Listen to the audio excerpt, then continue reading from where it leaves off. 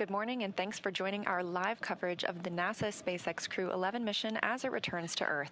I'm here in Mission Control Houston as the flight control team continues to monitor the return of NASA astronauts Zena Cardman and Mike Fink, JAXA's Kimya Yui, and Roscosmos cosmonaut Oleg Platonov. Crew-11 launched aboard a Falcon 9 rocket to the International Space Station on August 1st, 2025.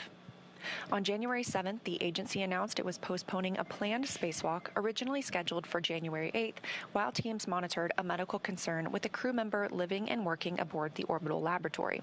That crew member has been in stable condition. NASA announced the following day its decision to return Crew-11 to Earth from the International Space Station earlier than originally planned in order to properly monitor the crew member's health on the ground. Thanks for joining us today. I'm NASA's Leah Cheshire Mustachio, and I'm joined by my colleague at SpaceX in Hawthorne, California, Kate Tice.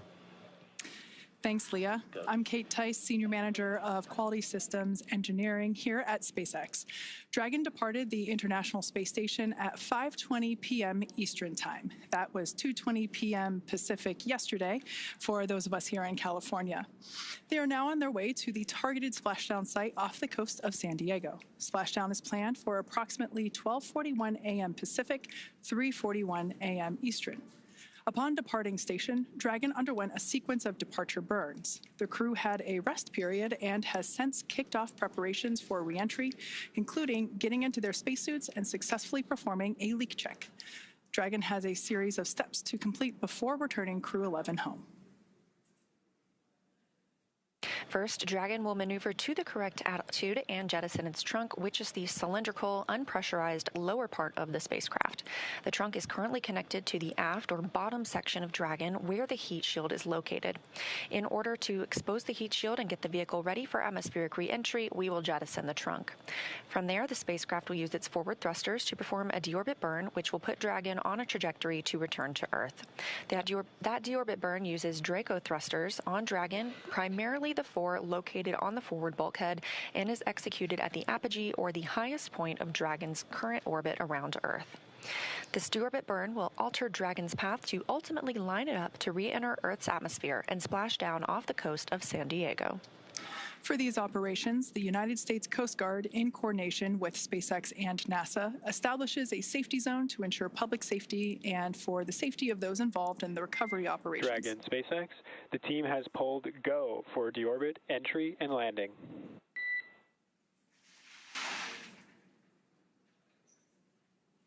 Dragon copies. Go for deorbit entry and landing. Great news there from SpaceX Core to our commander, Zena Cardman. Now, back to the recovery at hand, there are multiple notices that are issued to mariners in advance around the area and during recovery operations, and Coast Guard assets may be deployed to discourage boaters from entering the splashdown zone. Now, we want to stress to the public the need to respect this safety zone, as recovering a spacecraft from the water is a hazardous operation.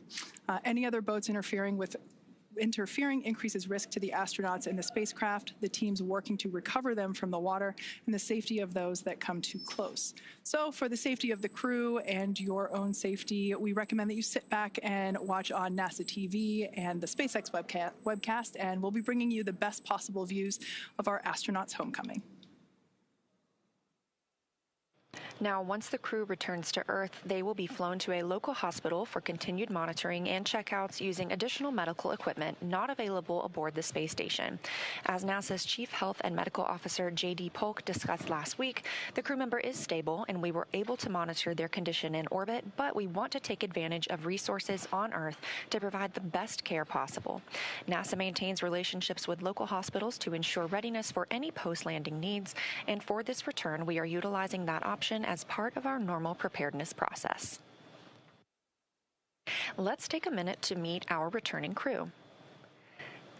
NASA astronaut Zena Cardman is completing her first spaceflight. She holds a Master of Science in Marine Sciences from the University of North Carolina, Chapel Hill, and has experience with NASA research in the Canadian High Arctic. She has also supported real-time station operations and lunar surface exploration planning. Next up is NASA astronaut Mike Fink, who is now a veteran of 4 space flights. He has spent 549 days in space, and that includes 9 spacewalks that total 48 hours and 37 minutes spent outside the orbiting lab. Fink is a certified pilot for Boeing Starliner and SpaceX's Dragon, and a co-pilot and flight engineer on Soyuz, plus a mission specialist on the space shuttle. Exploration Agency, or JAXA, astronaut Kimiya Yui is completing his second trip to the space station. He was selected as an astronaut by JAXA in 2009 and recently hit a milestone of 300 days in space. Rounding out the crew is Roscosmos cosmonaut Oleg Platonov, who was selected as a cosmonaut in 2018 and is completing his first spaceflight.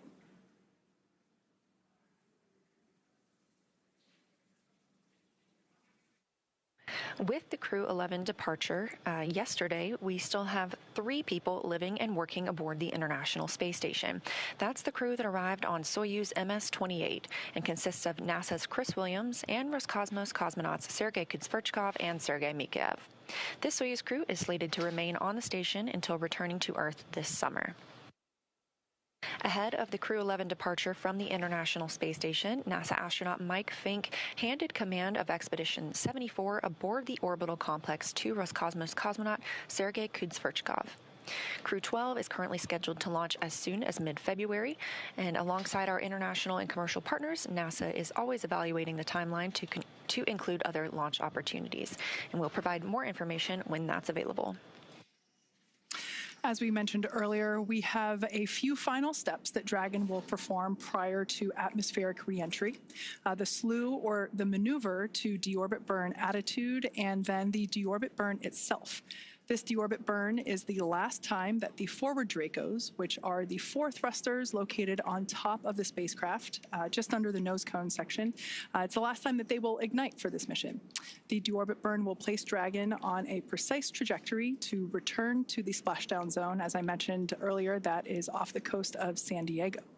We expect this burn to commence around 11:51 p.m. Pacific time.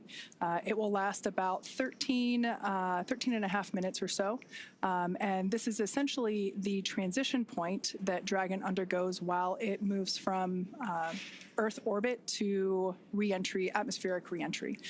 So it is the final moment in which we are essentially programming Dragon to fly itself back for its precise landing off the coast of San Diego.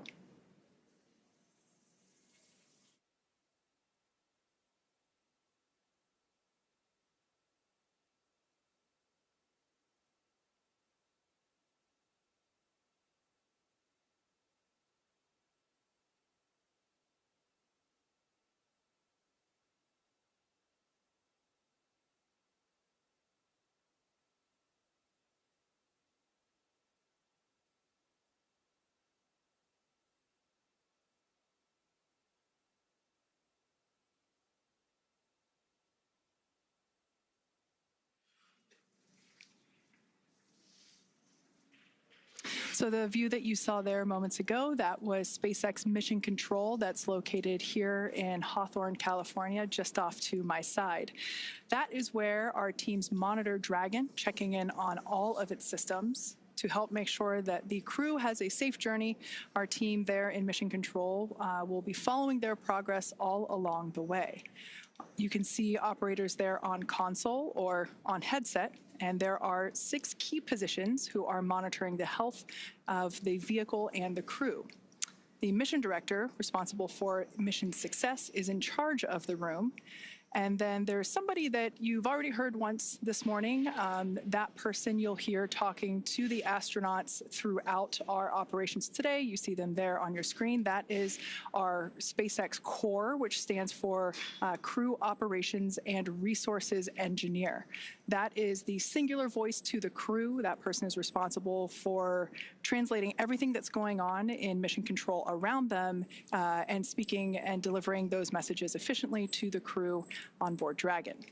Now, the other positions are focused on specific things like vehicle systems and navigation and control, avionics, software, propulsion, life support, and communications with ground segments.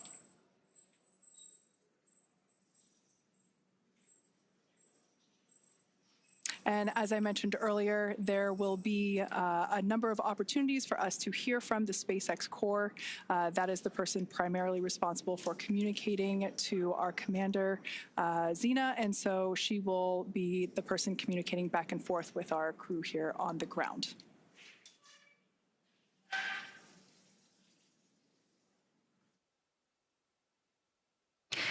Mission Control Houston, on the right side of your screen, is staffed 24 hours a day, 7 days a week, 365 days a year. Currently, in the center of your screen, you see Michael Ellsworth. He is serving as the Capcom. He is very similar to the Corps, like you have in Mission Control at SpaceX, dedicated to talk to the crew members to streamline the communication, and that keeps the astronauts from needing multiple conversations on different subjects. Again, that stands for Capsule Communicator, but he is not talking with the Dragon spacecraft. This Capcom is speaking with the astronauts living aboard the International Space Station. Capcom sits right next to the flight director, and tonight we have Allison Bollinger on console. The flight director gathers info and data from all flight controllers. There you see Allison in the screen.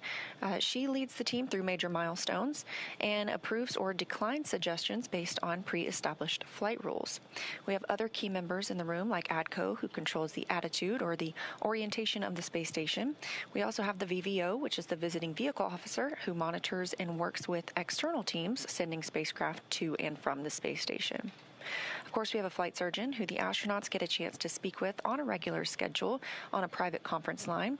We also have Robo, who works with the Canadarm2 and maneuvers it to complete work outside the space station. When astronauts are on a spacewalk, the Canadarm2 is maneuvered by an astronaut within the station. There are plenty other positions, as you can see, and team members who monitor the station's solar arrays, the astronauts' schedules, and even where every piece of equipment and cargo is stored, because it takes a tough and competent team to make a mission successful.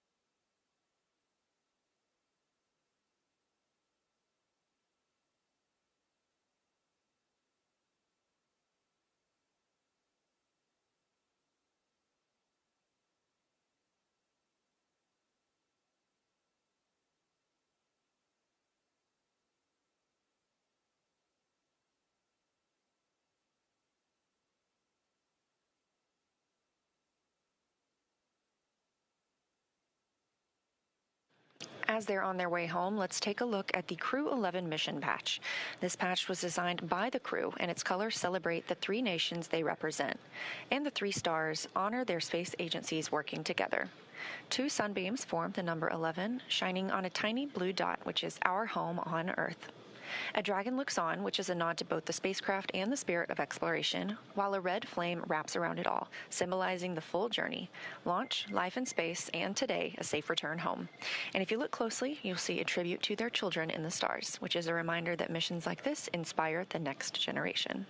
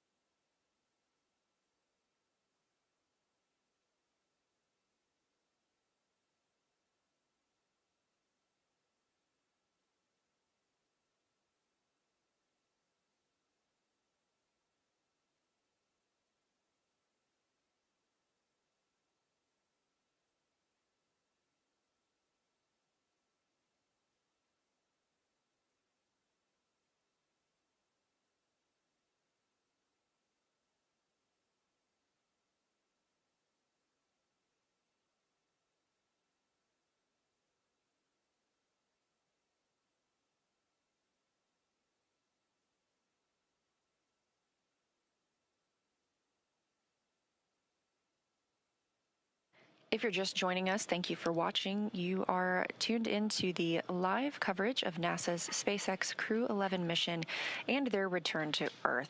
Again, we are expecting their splashdown at approximately 3:41 a.m. Eastern Time, but the next major milestone we're standing by for is the deorbit burn. That's at 2:51 a.m. Eastern Time.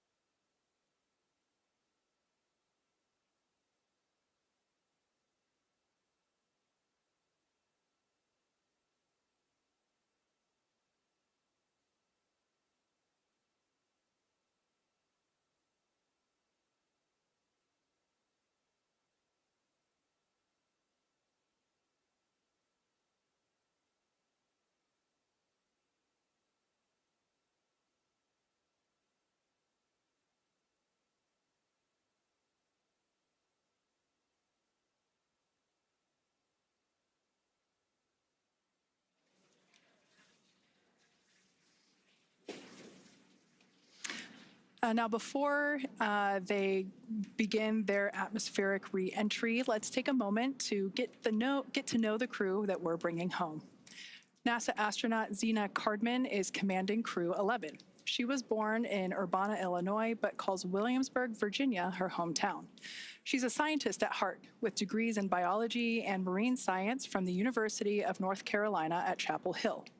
Before joining NASA, Zena did field work in some of the most extreme environments on Earth, including Antarctica, the Canadian high Arctic, and volcanic terrain in Idaho and Hawaii. She was selected as part of NASA's 2017 astronaut class, affectionately known as the Turtles.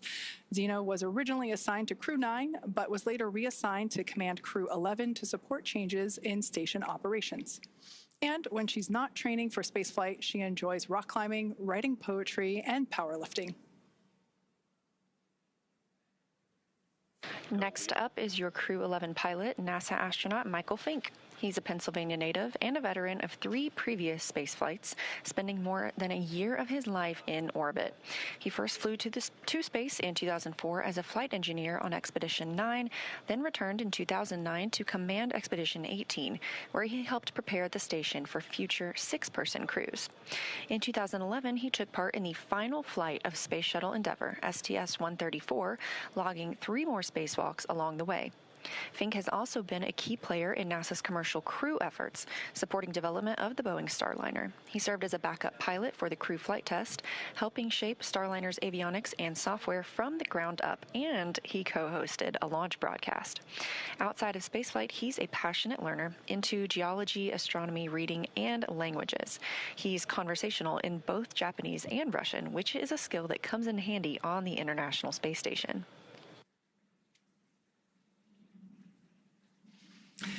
And your Mission Specialist 1 for Crew-11 is Kimiya Yui, representing the Japan Aerospace Exploration Agency, or JAXA. A former test pilot and Air Force officer, Yui graduated from Japan's National Defense Academy in 1992 and rose to the rank of lieutenant colonel in the Japanese Air Self-Defense Force.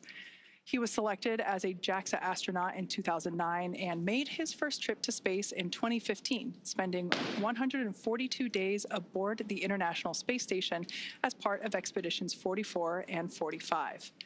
During that mission, he made history as the first Japanese astronaut to capture JAXA's H-2 transfer vehicle, a crucial piece of cargo hardware.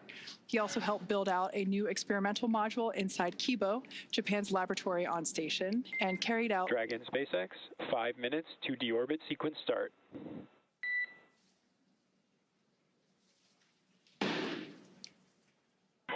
Dragon copies. All right, that was SpaceX Core, just letting the crew know that we're about 5 minutes away from the initiation of that 13-minute deorbit burn. Now back to Kimiya Yui. He carried out experiments, 21 experiments, in fact, on behalf of JAXA while on board station. In 2016, Yui was named chief of JAXA's astronaut group, and today he's on his way back to space, or excuse me, is on his way back from space. And rounding out the crew, we have mission specialist Oleg Platonov, a cosmonaut for Roscosmos, Russia's space agency, and a graduate of the Krasnodar Higher Military Aviation School of Pilots, where he earned a degree in engineering and the rank of lieutenant. Platonov completed his cosmonaut training in 2018 and was certified as a test cosmonaut that same year. His flight to the International Space Station was launched last year, continuing our chapter in international collaboration. He's married and has 1 child, and Crew-11 was his first journey to space. Again, we are standing by for the deorbit burn, which will bring Crew-11 home, again splashing off the coast of California approximately 1 hour from now. That's 3:41 a.m. Eastern Time.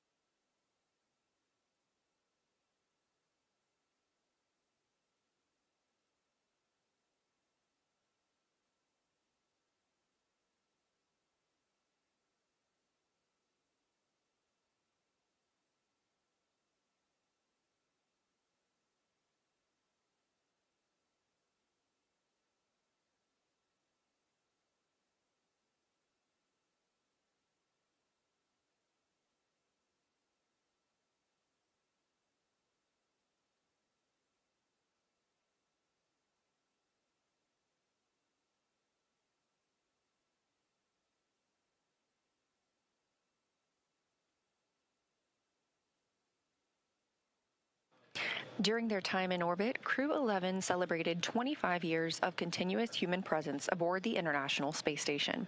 During that time, our unique microgravity laboratory has hosted more than 4,000 experiments from over 5,000 researchers in more than 110 countries, all to help us build the road to the Moon and Mars and understand our universe while helping humanity on Earth.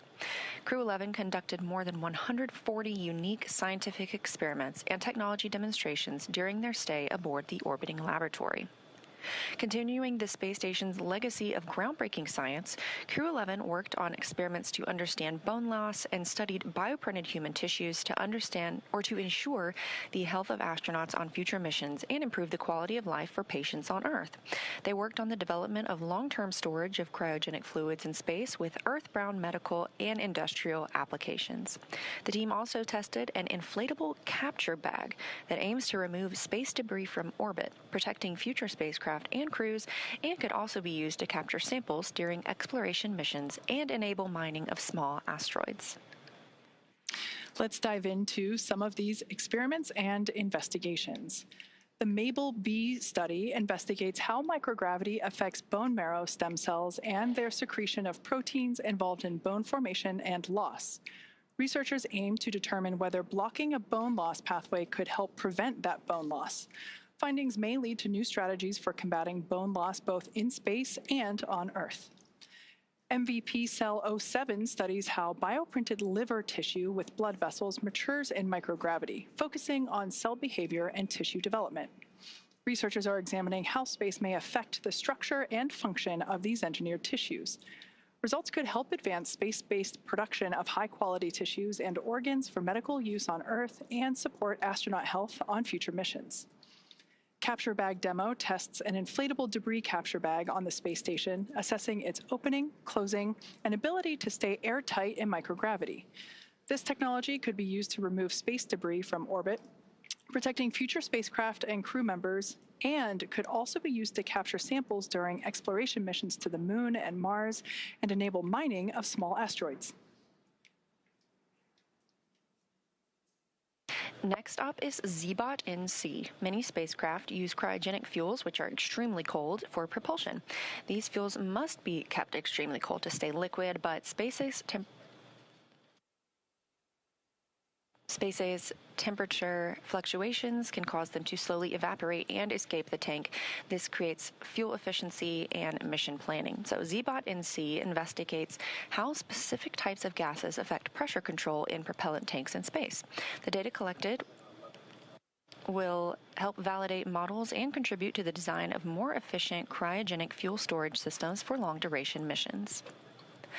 Rounding out this list, Bionutrients 3 aims to develop an on-demand method for producing essential nutrients in space using bioengineered yeast, helping maintain crew health on long-duration missions while reducing launch mass. Building on previous studies, it introduces advanced food safety features and tests 3 sample types: yogurt, kefir, and a yeast-based beverage. The project aims to identify a food-safe, genetically engineered organism that remains viable over multiple years to produce a mission-relevant nutrient or biomolecule of interest.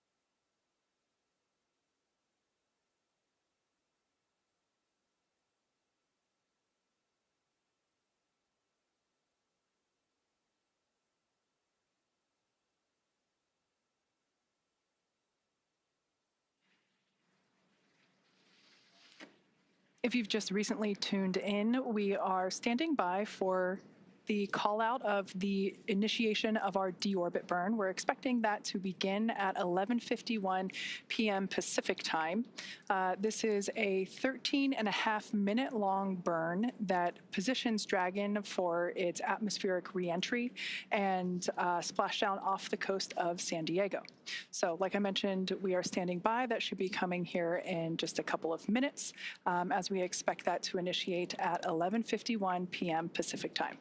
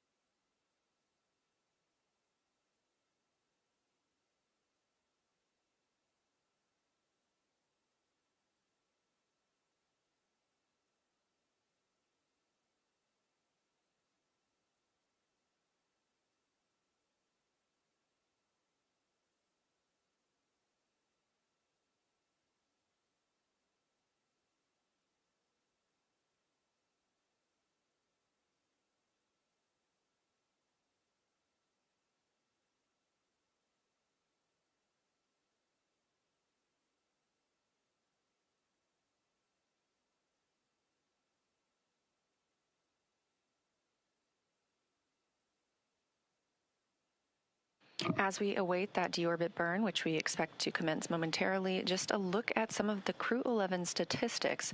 Their mission will last 167 days by the time they splash down, with 165 days spent on the space station. That means they traveled 2,672 orbits of Earth, which is over 70,856,752 statute miles. We're hearing about 30 seconds until that deorbit burn start. During their time in space, this crew saw a total of 5 arriving vehicles and the departure of 3 vehicles.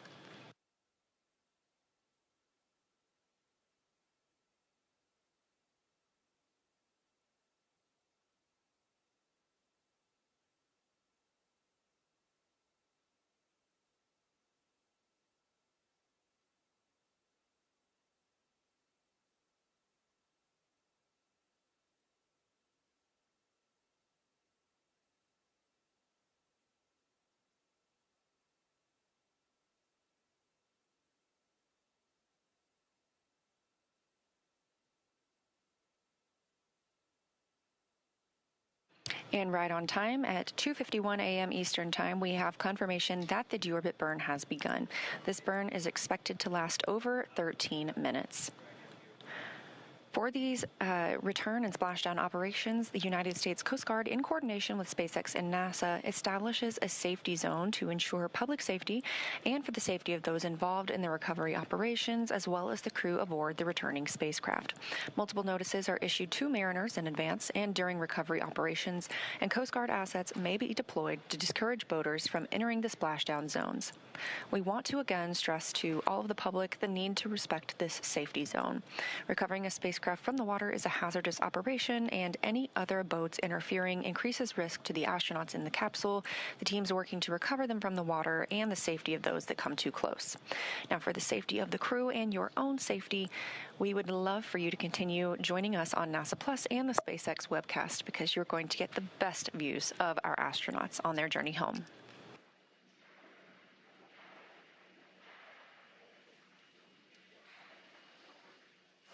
Like Leah said, the best views will be coming to you here on our webcast. However, if you are in the Los Angeles area, the San Diego area there in Southern California, I do encourage you to step outside about 12:30 a.m. as you might be able to see the spacecraft actually re-entering on its way there back to the Splashdown site. And if you're lucky, you might even hear a sonic boom. Now, as always, NASA and SpaceX jointly select our splashdown location, and for today, the primary recovery site is there off of the coast of San Diego. The selection process works with a lot of different variables, including the space station's orbital trajectory, what landing sites are available and have favorable weather, how much free flight capability that Dragon has for the trip home, and of course, the sleep schedule for the returning crew members. We'll start with calculating daily return options based off of the space station's current orbit and Dragon's capabilities to maneuver and line up for re-entry. The time from undock to landing at the primary site can vary from less than 6 hours to more than 39. For Crew-11 this evening, their journey is going to be about 10.5 hours in total. Of course, getting home the quickest comes with some obvious benefits, but we always have to make sure that the crew is properly rested for all these dynamic operations. And of course, that would prevent us from scheduling 20-plus hour days for them. Trajectory and ballistics experts provide the daily opportunities that would line up with the Dragon as it's coming back to the landing zones. And then we split them into what we call ascending and descending opportunities.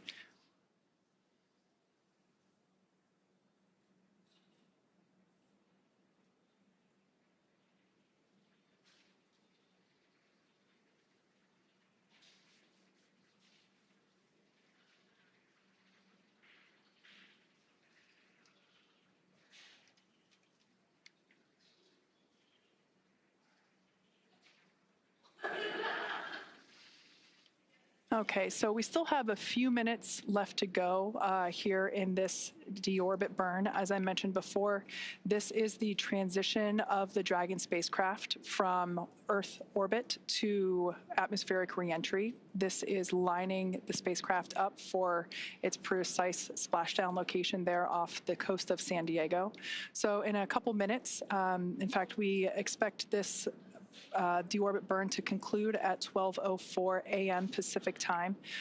So we will stand by and await to hear the call for nominal burn. When we hear that, that will confirm completion of this deorbit burn for Dragon Endeavour.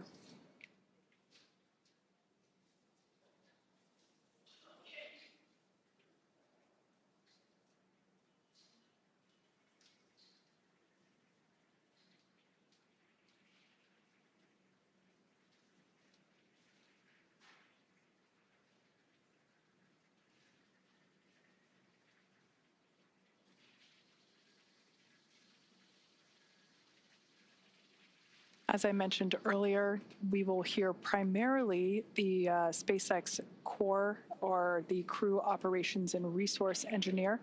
That is the primary role in mission control that is responsible for communicating with the Crew-11 spacecraft. That individual is seated there on the left-hand side of your screen. That is SpaceX Hawthorne Mission Control. Also seated there, I believe I see my boss, SpaceX Vice President Bill Gerstenmaier, sitting there in the front row. This group of operators are standing by and monitoring Dragon's progress throughout this burn.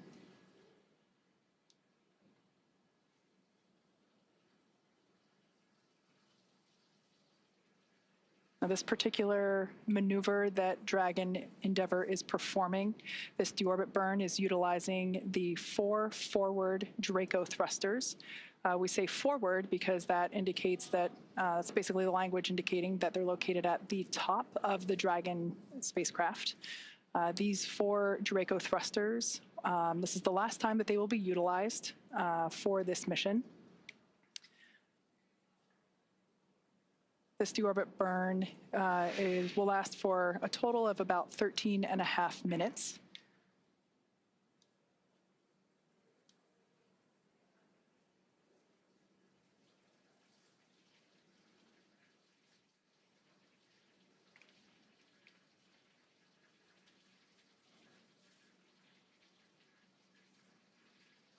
Okay, we still got about 6 minutes left in this deorbit burn. As we wait for a conclusion of the deorbit burn, let's talk about Dragon Endeavour's journey from the space station so far. Shortly after its separation, Dragon used its Draco thrusters to move away from the station in a series of carefully choreographed maneuvers, or departure burns, and those were done to increase the distance between the spacecraft and the space station. Dragon also executed a phasing burn to lower its orbit and line the spacecraft up with its landing location. Following the phasing burns, Dragon is now completing its deorbit, which will be followed by reentry and splashdown. During the deorbit sequence, several things will happen, including trunk separation, closure of the nose cone, as well as deployment of the drogue and main parachutes, ultimately followed by splashdown.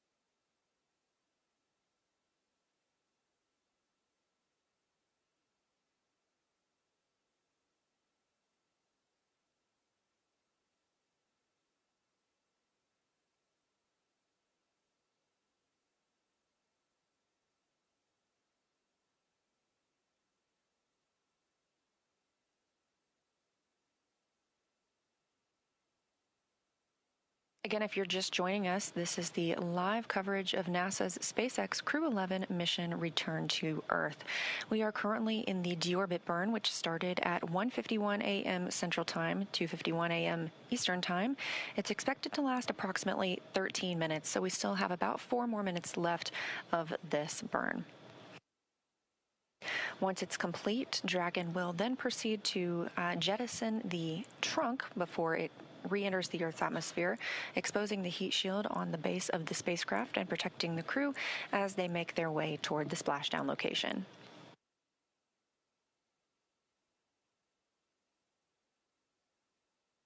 And we are anticipating splashdown at 3:41 a.m. Eastern, 2:41 a.m. Central Time off the coast of California.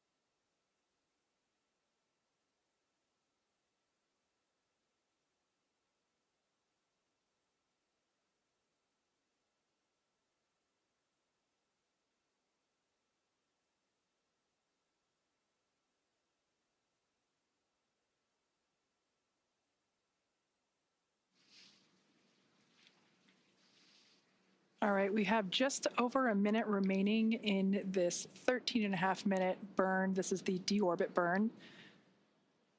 This is the final burn for the forward Draco thrusters. It is placing Dragon on its final trajectory to the Splashdown location off the coast of California. We're targeting one of our 3 pre-designated locations. This one will be just off the coast of San Diego.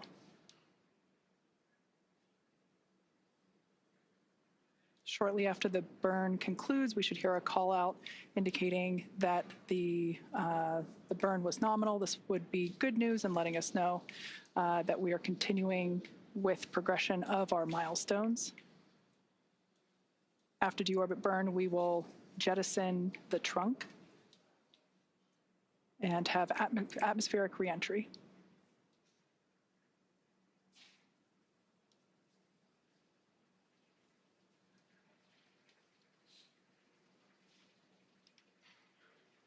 All right, so there's about 10 seconds left in this burn, so we're going to stand by and listen for that call out.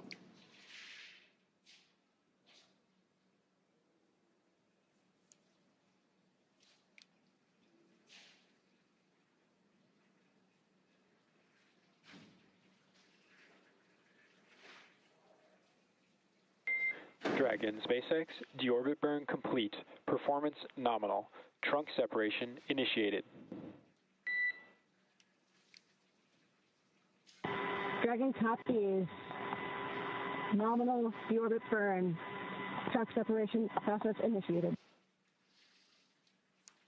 Okay, good words there from SpaceX Core, letting our Crew-11 team know that the deorbit burn was as expected.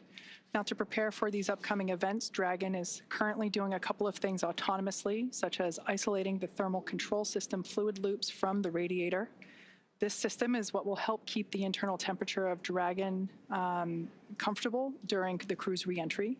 Dragon is also initiating separation of the claw mechanism, which will terminate all data, power, and fluid connections between the spacecraft and the trunk, and that is all done in preparation for trunk separation. Nominal trunk jettison. Dragon copies.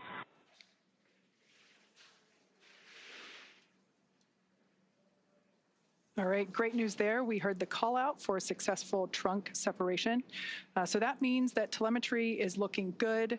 The nitrox system is primed for cabin and suit cooling, and the heat shield is exposed and ready for atmospheric entry.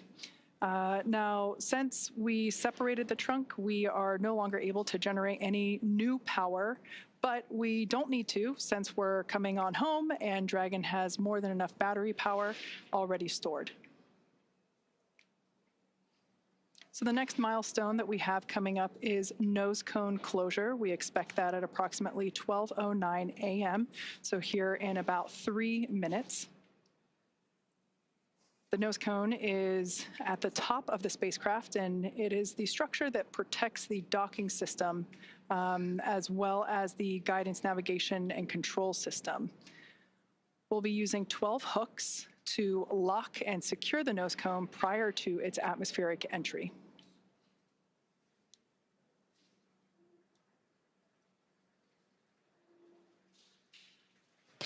That's right. We are standing by for nose cone closure, expected just a few minutes from now. And as you can tell, things are picking up a little bit more quickly as we prepare for splashdown. Again, expecting that to come at 2:41 a.m. Central Time, 3:41 a.m. Eastern.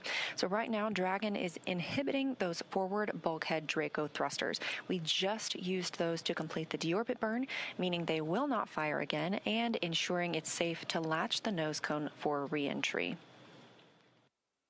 The vehicle has, we are also anticipating it to initiate the nitrox suit purge. This helps keep our crew members, Zena Cardman, Mike Fink, Kim Yayui, and Oleg Platonov, cool and comfortable during reentry, which we're expecting in about 20 minutes. At this point, the nose cone, we are standing by for that closure to begin, protecting that forward hatch for reentry. And the crew will be able to use their screens to monitor the locking of the nose cone, which is done by that set of hooks. Underneath the nose cone is also the hatch that the crew members use to ingress and egress, also known as enter and exit the International Space Station while the spacecraft was docked. Now, once they splash down, they'll be using the side hatch to exit the spacecraft and onto the recovery ship. That side hatch is what they used to enter Dragon back in August when they launched to the space station.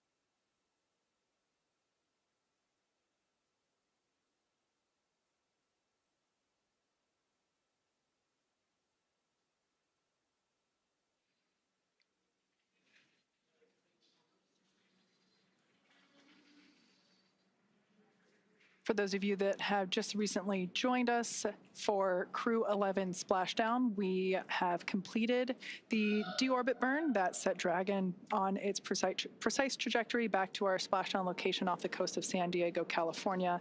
We've also jettisoned the trunk, and we've just closed the nose cone. So these are the final physical changes for the Dragon spacecraft prior to its atmospheric entry. And we expect that entry period to begin about 12:30 a.m. Pacific time, so in about 20 minutes or so.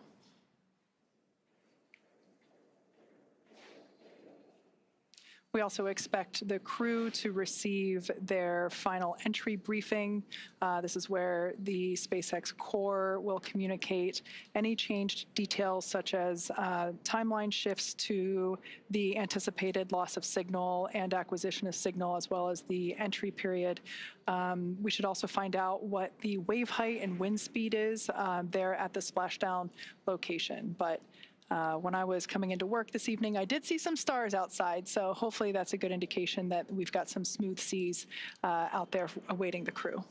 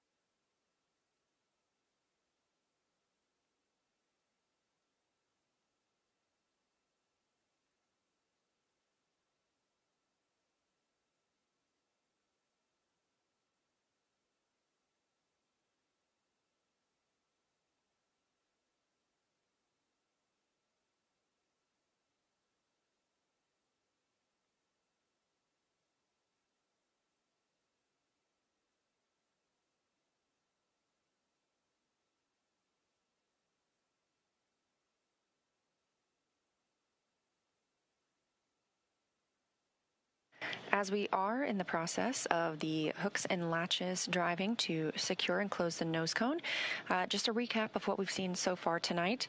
The spacecraft undocked from the International Space Station earlier today. This Crew-11, spent 165 days aboard the orbiting laboratory, but 167 days in space altogether, if you count the time they have spent getting to and from the space station. At 1:51 a.m. Central Time, 2:51 a.m. Eastern, the spacecraft executed the deorbit burn. That was an approximately 13-minute-long burn, committing the spacecraft to coming home and splashing down off the coast of California. We're anticipating that splashdown in less than 30 minutes from now, 2:41 a.m. Central. After the nose cone closes, we will begin seeing our reentry process, and part of that is a communications blackout. We lose communication with the spacecraft. This is an anticipated and tracked milestone as they go through reentry and plasma builds up around the spacecraft itself. We do regain that communications shortly thereafter, and following that, we anticipate seeing drogue parachutes deployed. There are 2 of those, as well as 4 main parachutes, slowing down the spacecraft to a splashdown time of, again, 2:41 a.m. Central Time. So we're just standing by for confirmation of nose cone closure.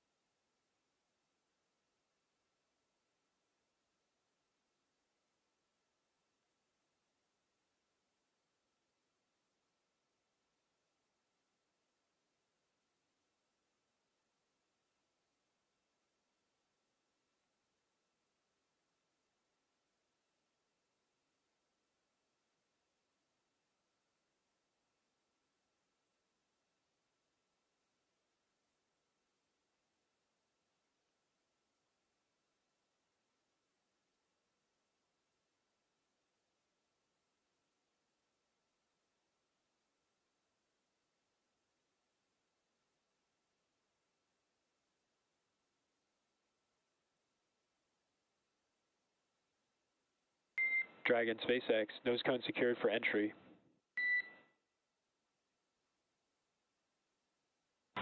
Dragon.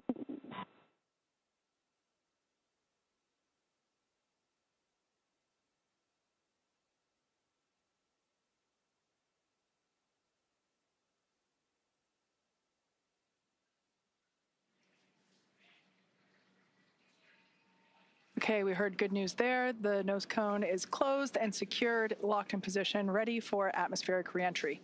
Now, as we begin the second half of entry, Dragon has begun to inject cooled nitrox or nitrogen-oxygen mixture into the air, being delivered directly into the suits worn by the crew. Again, this is what will allow our crew members to remain comfortable while external temperatures reach up to 3,500 degrees Fahrenheit. Meanwhile, the heat shield is pointing forward, essentially leading Dragon to our landing site just off the coast of San Diego, which is important as it will be doing a lot of the work during this reentry. So let's talk a bit more about the heat shield. Dragon's primary heat shield is comprised of PICA 3.0, which stands for Phenolic Impregnated Carbon Ablator. Now, the first gen PICA was actually initially developed by NASA for studying and sampling comets within our solar system. SpaceX partnered with NASA to develop PICA X, which was the second gen product. Dragon SpaceX for entry briefing. Report when ready to copy.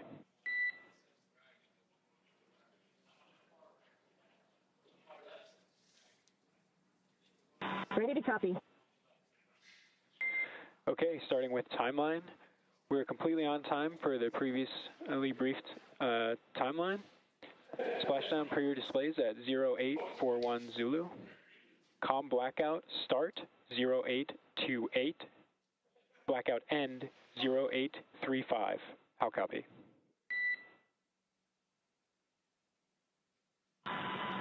Copy, we are on time for 0841 splashdown per the timeline. COM blackout start 0828, COM blackout end 0835. That's a good readback. We have a nominal vehicle status. We're tracking an on-target arrival to San Diego with pristine weather conditions for splashdown. Recovery team is on site and ready to support.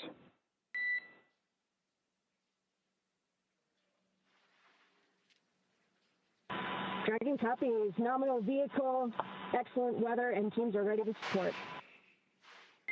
And with that, please report when tablets are secure, restraints are tightened, and visors are down.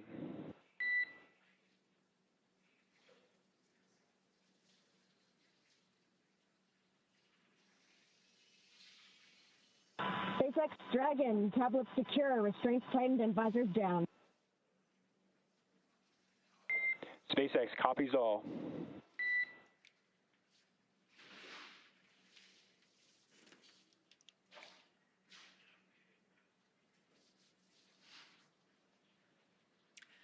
All right, so as expected, that was our entry brief to the crew, letting them know that there were actually no updates to the anticipated timeline this morning. So that's great news. Everything is looking well on timed with our anticipated timeline. So as we mentioned before, we expect our anticipated loss of signal to occur around 12:28 a.m. Pacific. So in just about 8 minutes from now, we will have, we anticipate that signal to be regained or anticipate that signal to be acquired again at 12:35 a.m.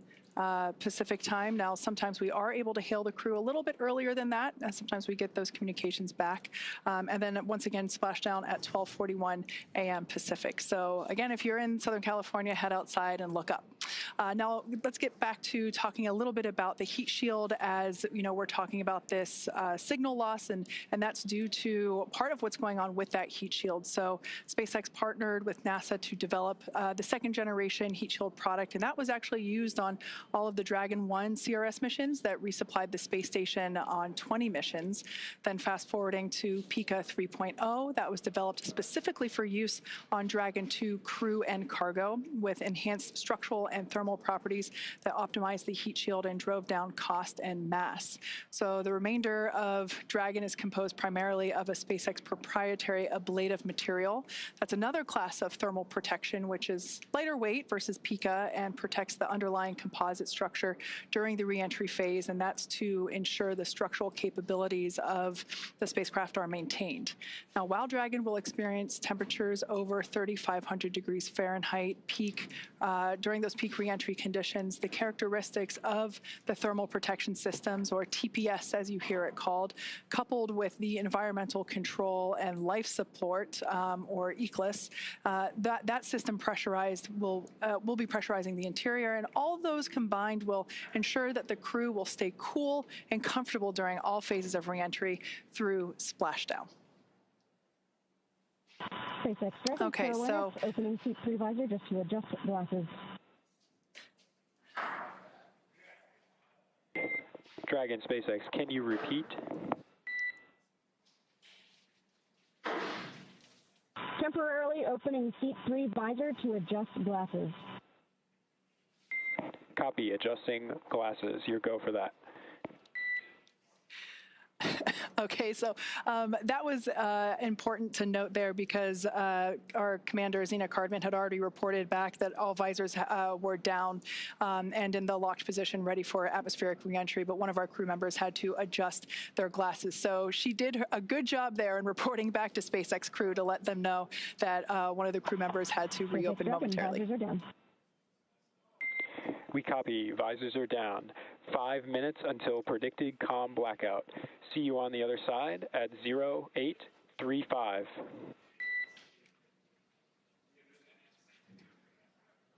Copy 0835. Talk to you soon.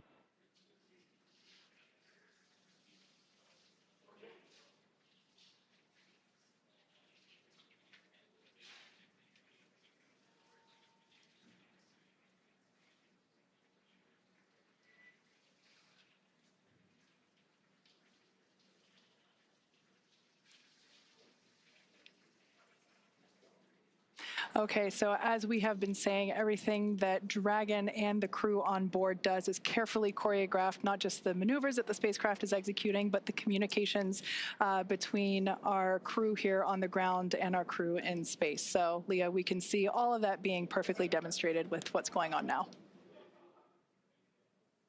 Absolutely, and we are standing by for the reentry portion when we expect to lose communications with the spacecraft, but we will regain that communication after they have begun re-entering the atmosphere. So once Dragon has re-entered the Earth's atmosphere, a series of parachutes will deploy to slow the crew's descent. First will be the 2 drogue chutes, followed by the 4 main chutes to guide Dragon to its first contact with Earth since launching in August. Dragon will automatically deploy these parachutes when different pressure and positioning sensors on the spacecraft detect that they are at the right speed and altitude. The spacecraft velocity at drogue deploy is approximately 350 miles per hour, and they deploy at about 18,000 feet. You're getting a live look inside the cabin right now. That's Crew-11 preparing for their re-entry period. Again, having spent 165 days aboard the space station, and when they splash down, capping a 167-day mission. Before they can splash down, though, a little bit more about those parachutes. The next that we will see deploy will be the main parachutes. There are 4 of those. They deploy at approximately 119 miles per hour, or I should say when the spacecraft is traveling about 119 miles per hour, and they deploy at about 65,000 feet. And at splashdown, Dragon is traveling approximately 16 miles per hour, which is a pretty good deceleration from the about 17,500 miles per hour that they were traveling while in Earth orbit with the International Space Station. Now, the highest G load the crew will experience during re-entry is approximately 3 to 5 Gs, so about 3 to 5 times what we are experiencing right now standing on Earth. This view is over the shoulder of Commander Zena Cardman and pilot Mike Fink of the Crew-11 spacecraft. In this view, you can see their crew displays. They're able to monitor everything happening with the spacecraft. However, all the next milestones should be completely autonomous and hands-off for the crew.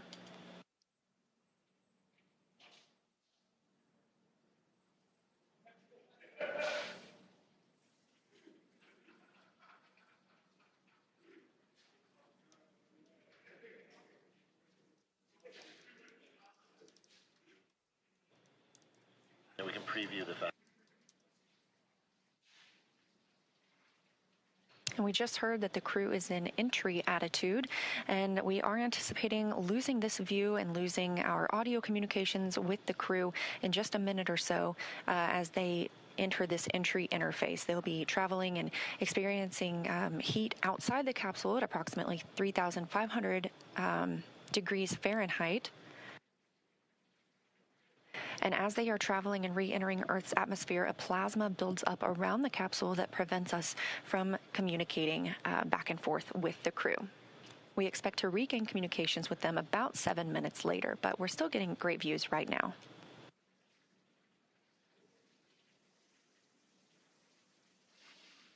I love this view over their shoulders because you can see what our pilot and commander can see. They're continuing to follow along with Dragon's progress. As Leah mentioned, we have designed the spacecraft to be completely autonomous. Dragon is flying itself, so they are able to monitor along with everything that's going on. I also want to momentarily point out on the bottom of your screen there, you have some graphical interfaces there that represent the speed and the altitude. And it looks like we've lost our views there as that, we are now entering the period of anticipated loss of signal. This is where, as Leah mentioned, the plasma is beginning to build up on the exterior of the capsule as we expect. This happens with every spacecraft reentry for Dragon, and so this lasts just a few minutes. But I want to momentarily note that there on the bottom right-hand corner of your screen, you can actually see something pretty cool where when one of the Draco thrusters ignite to fire and help steer the spacecraft, you will actually see that they're represented on the interface there. Now, the four in the middle, those are representing the four forward Draco thrusters. We won't see those ignite at all because those were last utilized in the 13-minute deorbit burn that we completed earlier. Those are located under the nose cone, which has been closed, locked, and secured. So everything that you'll be seeing are the thrusters that are located on the side of our spacecraft, and that is enabling Dragon to fly itself home to its predetermined splashdown site off the coast of San Diego, California. For about a minute and a half until we have that atmospheric reentry. Once again, if you're in Southern California, head on outside and look up. There's a good chance that you might be able to actually see Dragon streak across the sky, look toward about the north and the west. As we mentioned before, we have entered a communications blackout period, which lasts about 7 minutes due to the plasma formation on the exterior of the capsule. We've got about 5 minutes remaining until we believe we can acquire that signal again. Now, during this time, no vehicle telemetry is received by Mission Control or the recovery team, and no external commanding of the vehicle or voice communication is possible. But like I was saying, Dragon is designed to fly itself. During this reentry, the vehicle will be slowing down from its orbital velocity of about 17,500 miles per hour, and it's slowing down. The atmosphere is really doing a lot of the work in conjunction with that heat shield to dispel that velocity. That results in heat, and that is why we have this plasma building up on the exterior of the spacecraft. It'll slow down to about 350 miles per hour, thanks to the heat shield and the atmosphere. And so at that point, we'll deploy the drogue parachutes. But during reentry, the top temperature that Dragon experiences will be about 3,500 degrees Fahrenheit. So pretty warm on the outside, but there is cool nitrox air being flowed through the suits that each crew member is wearing. So we ensure that they remain comfortable during this brief journey through the atmosphere.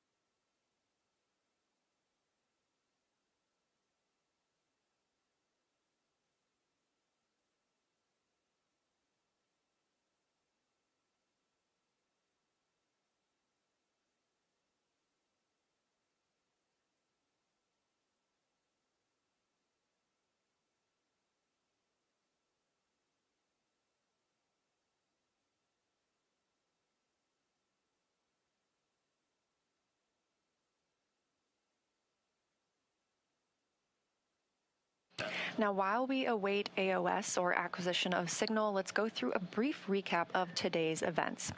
Hatch closure took place at 2:29 p.m. Central Time after all 4 crew members floated into Dragon for their ride home.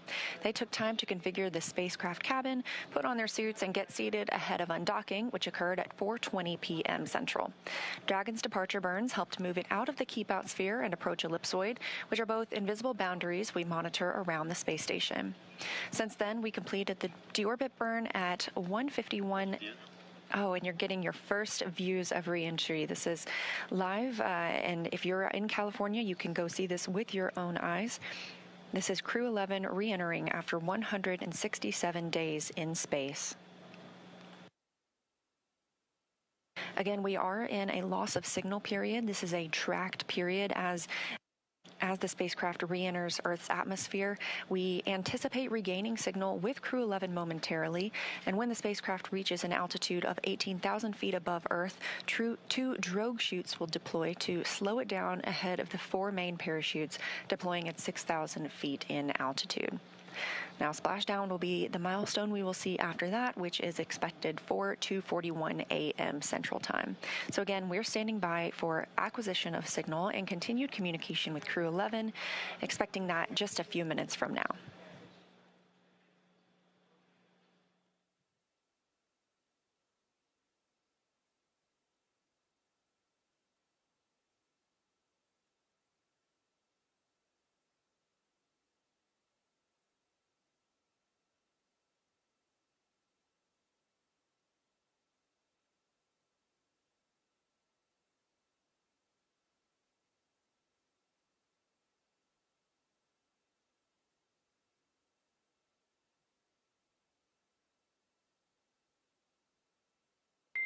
Dragon SpaceX, comm check. SpaceX Dragon, loud and clear. We have you the same, loud and clear. Expect automated chute deployment. Copy, automated chute deploy expected.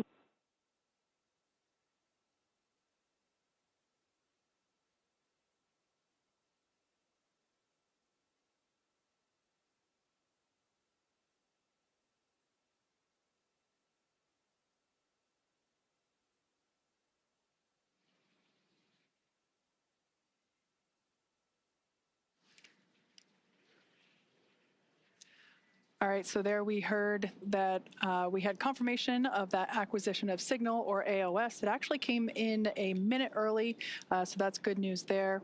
We heard the core inform the crew to expect drogue parachute deployment that happens when Dragon senses the right speed and altitude. So that's roughly about 350 miles per hour and around 18,000 feet in altitude. There we have a view from... GPS converged. Expect nominal altitude for drogue chute deploy. Dragon copies, expecting nominal altitude. So we'll have that drogue deploy in about a minute from now, but we have our first views from the WB-57. This is a high-altitude tracking plane that is providing these thermal signatures via infrared. This is really cool to see here as we continue to track Dragon on its way back to planet Earth.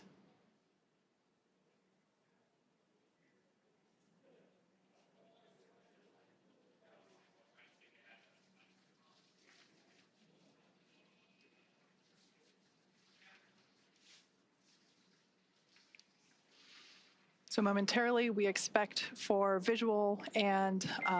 Brace for drogue window. Drogue brace.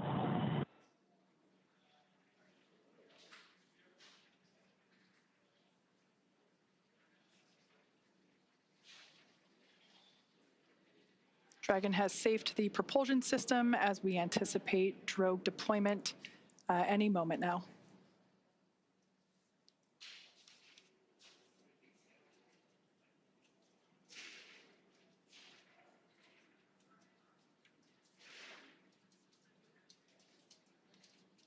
Drogue parachutes are utilized to stabilize and decelerate the vehicle further prior to deployment of the main parachutes.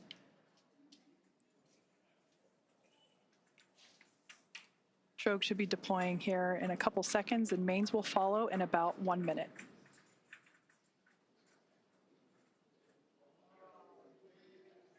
There we have visual confirmation of drogue deploy. Visual, 2 healthy drogues. Kind of a cool shot. Copies. I think we had the recovery vessel in the background there just momentarily. Main parachutes deploying in about 20 seconds.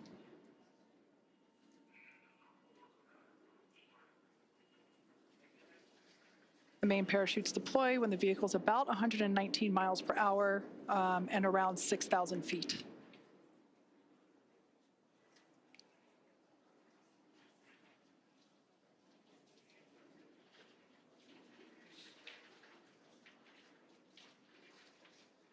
There we can see visual confirmation of deployment of the 4 mains. Visual, 4 healthy mains.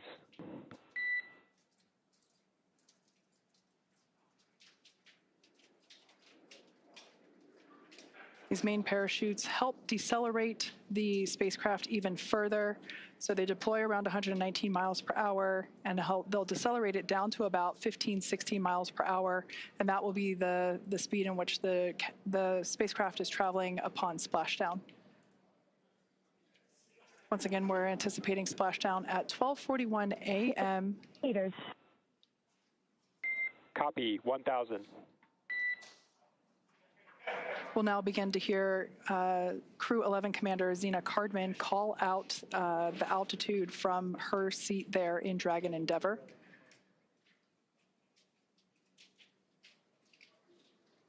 SpaceX's mission control team in Hawthorne continues to report the precise landing coordinates to the recovery team. Copy, 800.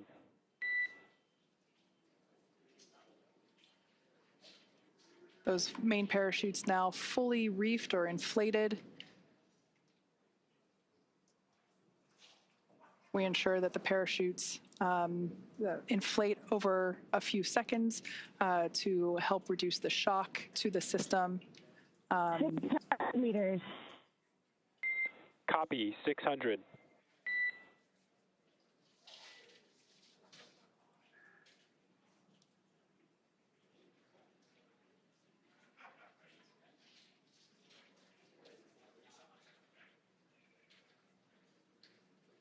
All around great views of Dragon Endeavour as it continues its way back to Earth.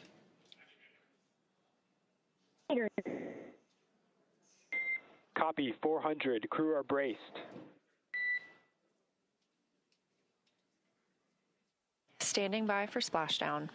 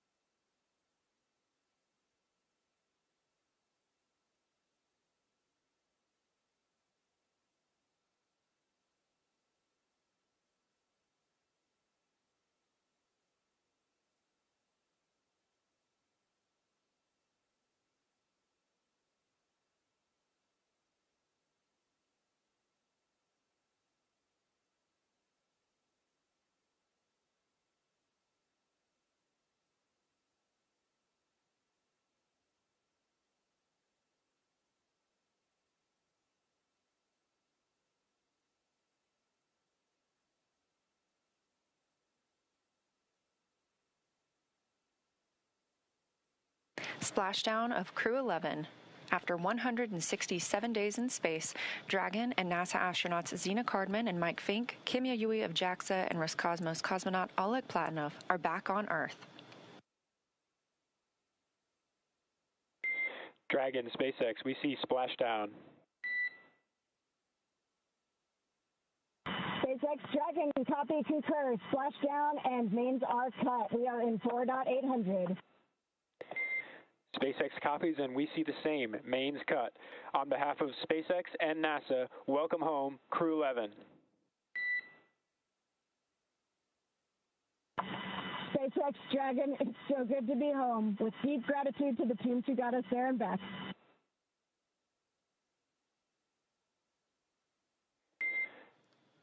vehicle safety verifications in progress. We'll report back when recovery personnel are en route. Dragon copies.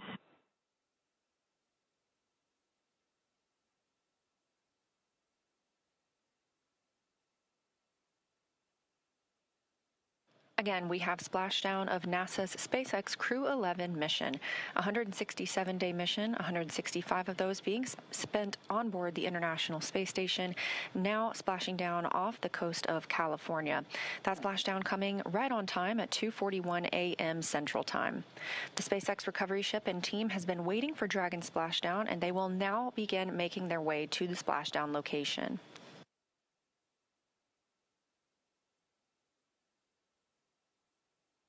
It looks like we even have a couple of visitors around the spacecraft. If you look very closely, you might even see some dolphins.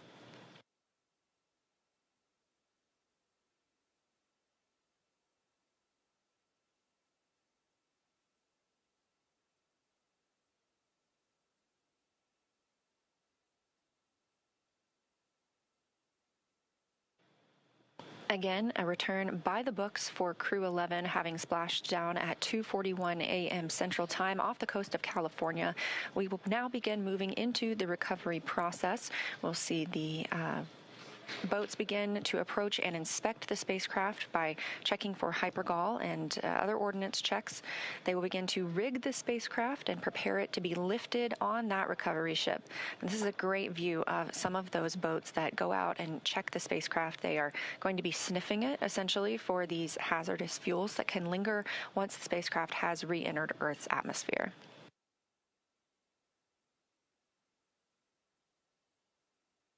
SpaceX Dragon, 4.800, Section 3. We are in Stable 1.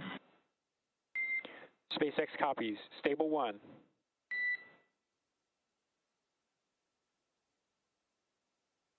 That's the voice of NASA astronaut and commander of Crew-11, Zena Cardman, reporting back that they are working through their procedures and that the capsule is in Stable 1, which is the position that you see on your screen here, where it is upright in the water. This is just what we were hoping for, and again, it's been a completely nominal and by-the-books return for the crew today.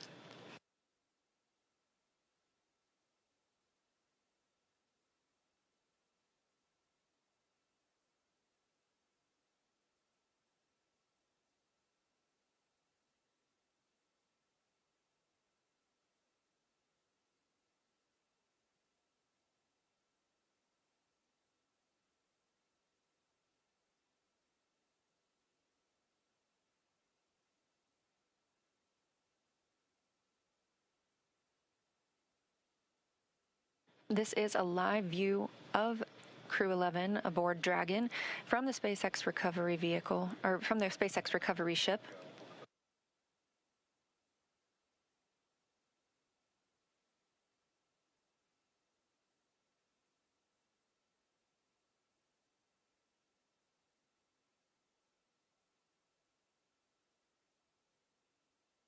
And this day for the crew started about 10.5 hours ago when they undocked from the International Space Station.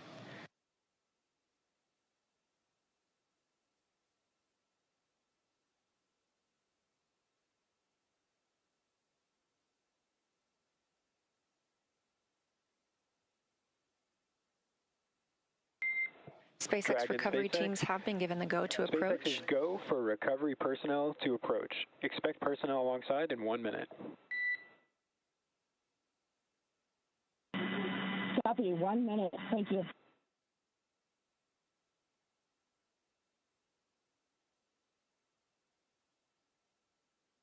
And you just heard that call out from the Corps in Hawthorne, California, to the crew aboard Dragon, that the SpaceX personnel who have been in the general vicinity of Dragon's anticipated splashdown location now have the go to approach the spacecraft and begin that recovery process.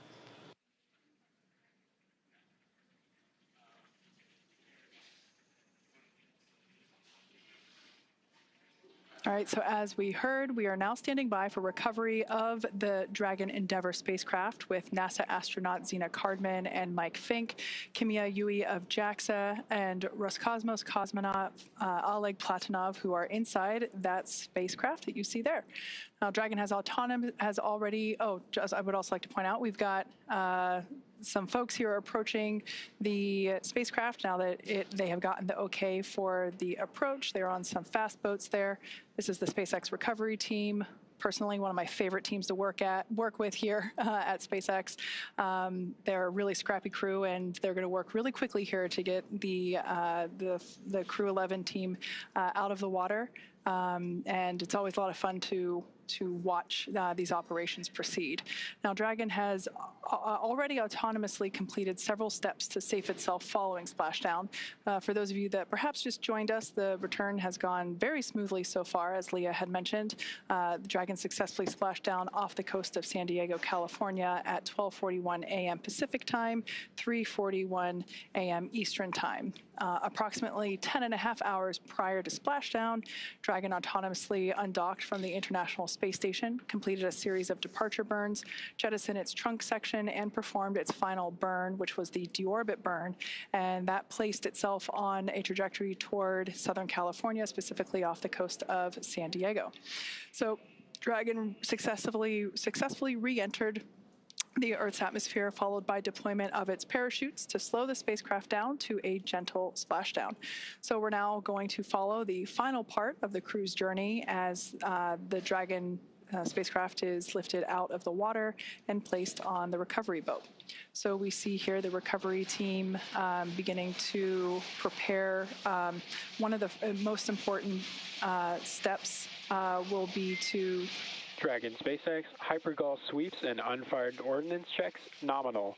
Rigging in progress, approximately 25 minutes until capsule lift. Stand by for PMC. The next call you hear will be from SpaceX flight surgeon on Dragon to Ground Private. Dragon copies. 25 minutes until lift. Standing by for PMC. All right, we heard there that the crew will have an opportunity for a private medical conference with the flight surgeon. That is standard for all of our crew returns. That will be done on a private channel. Great view here from the drone. This is our first look at the front side of Dragon Endeavour. I love this view because you can see the lights on the inside. This crew member here is actually on the capsule, beginning to place the rigging required for the lift onto the large recovery vessel. This takes a few minutes to essentially lasso and wrangle the Dragon capsule as it gently bobs there in the water.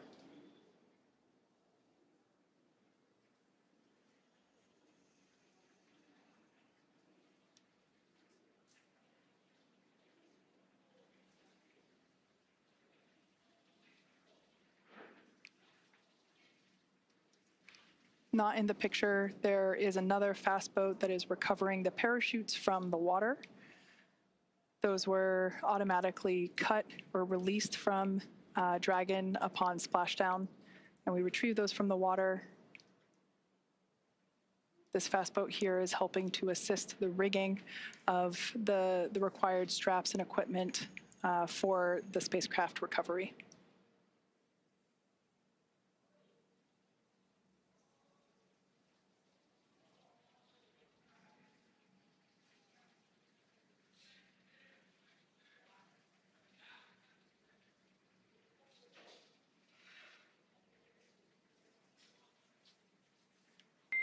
Dragon SpaceX, Dragon to Ground is no longer privatized. Dragon copies.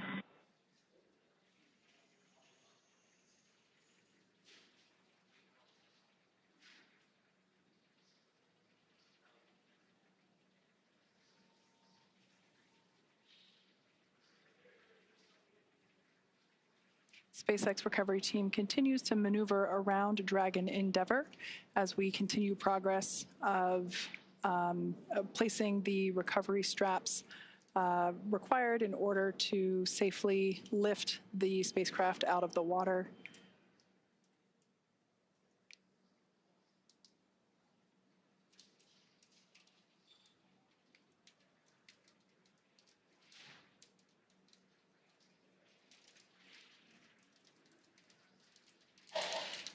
Something we heard called out earlier prior to the closest approach that we see now was completion of the safety sweeps. That was just indicating that the recovery team performed the required checks to ensure that there weren't any unfired pyros, which are used to... Dragon, be advised, transitioning forward link. Comm will be unavailable for approximately 5 minutes.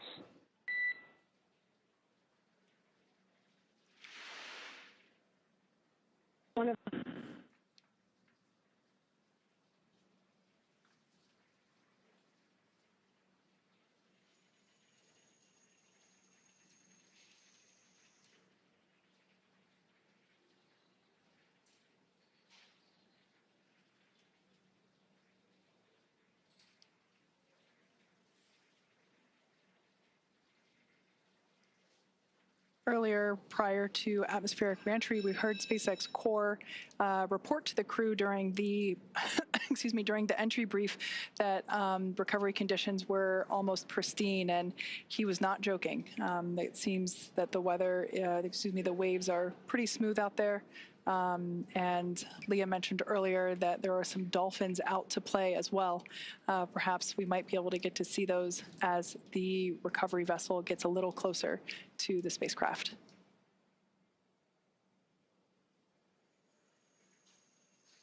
On your screen now are our operators at SpaceX Mission Control. They continue to monitor Dragon Endeavour during these recovery operations, as well as communicate directly to the recovery team. Everything is carefully coordinated within our procedures, and here you see folks that are responsible for individual portions to ensure that everything is executed as planned.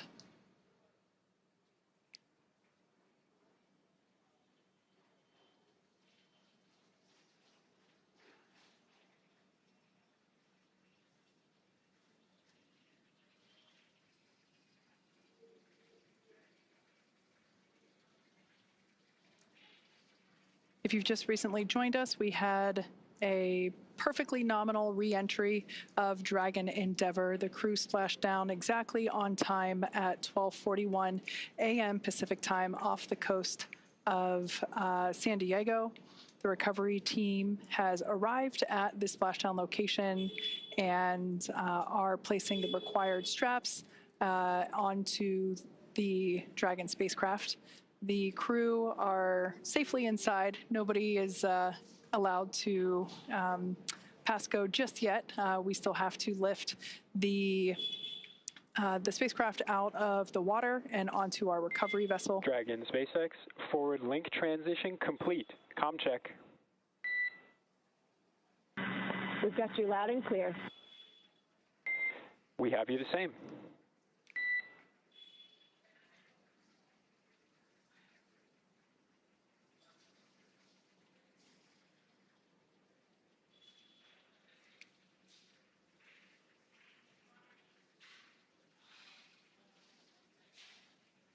Hopefully we'll be able to bring those views of the recovery team back.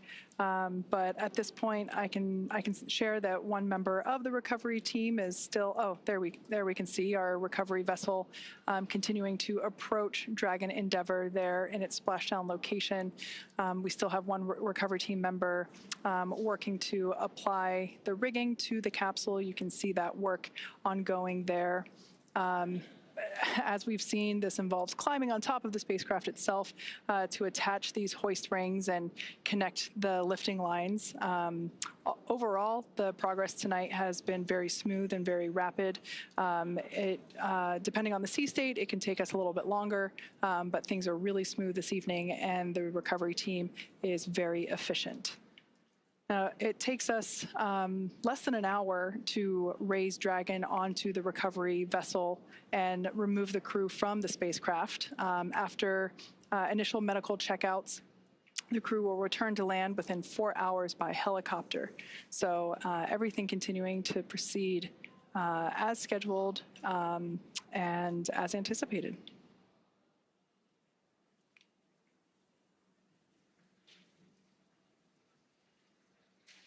The ring that you see there on the deck of the, of the recovery vessel, that is what we refer to as the nest. That is where the Dragon Once lifted out of the water using the hydraulic lift there at the aft end of the recovery vessel, the Dragon spacecraft will be lifted and placed into that nest, and that nest will then be translated forward on the recovery vessel up to where the egress the egress bay is located.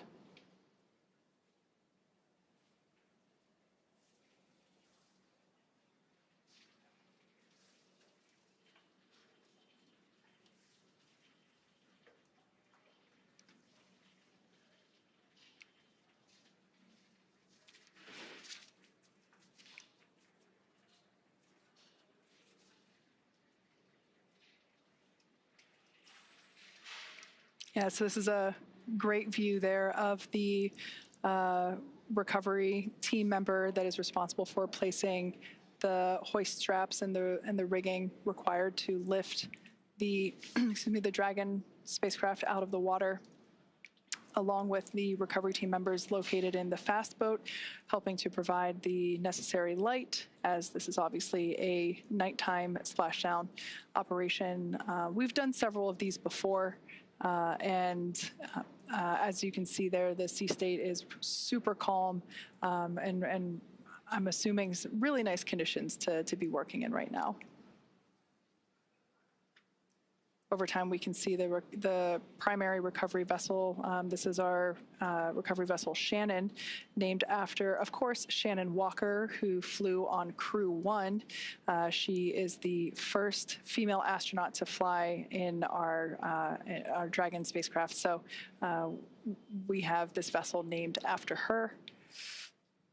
And we can see Shannon slowly but surely getting closer and closer to Dragon Endeavour as it patiently waits there in the glass-like water.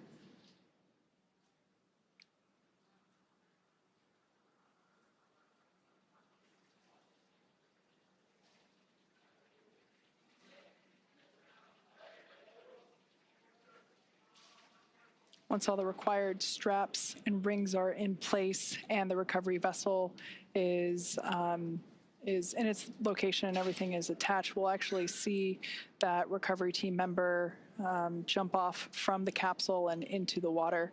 It's one of my favorite moments of the recovery process.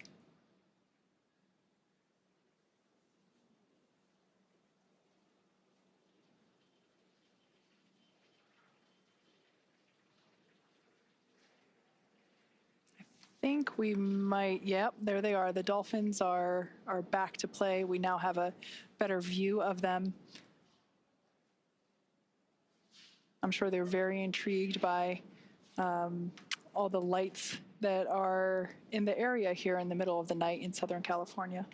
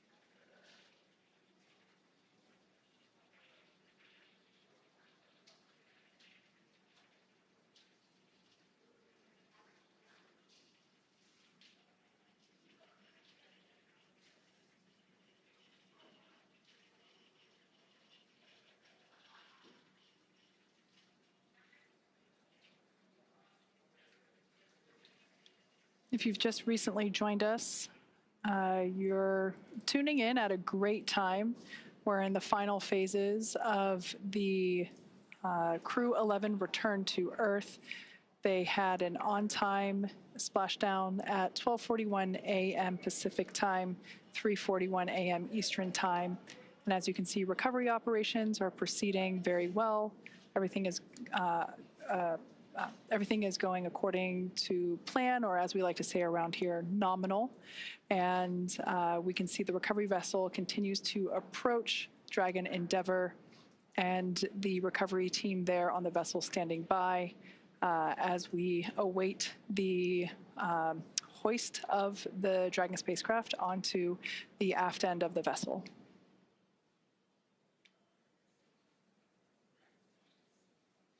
I can say once we make the final approach here to the Dragon spacecraft, the hoisting actually happens. It always takes me by surprise just how fast it is, because you can't really see the full size of the hydraulic lift or hoist there at the aft end of the recovery vessel, but it's pretty big and pretty strong. So we're able to lift the spacecraft out of the water. We can see there that the lines, the guidelines are attached, and they're going to line everything up here for the final approach and ultimately the lift into the nest there located at the back of the vessel.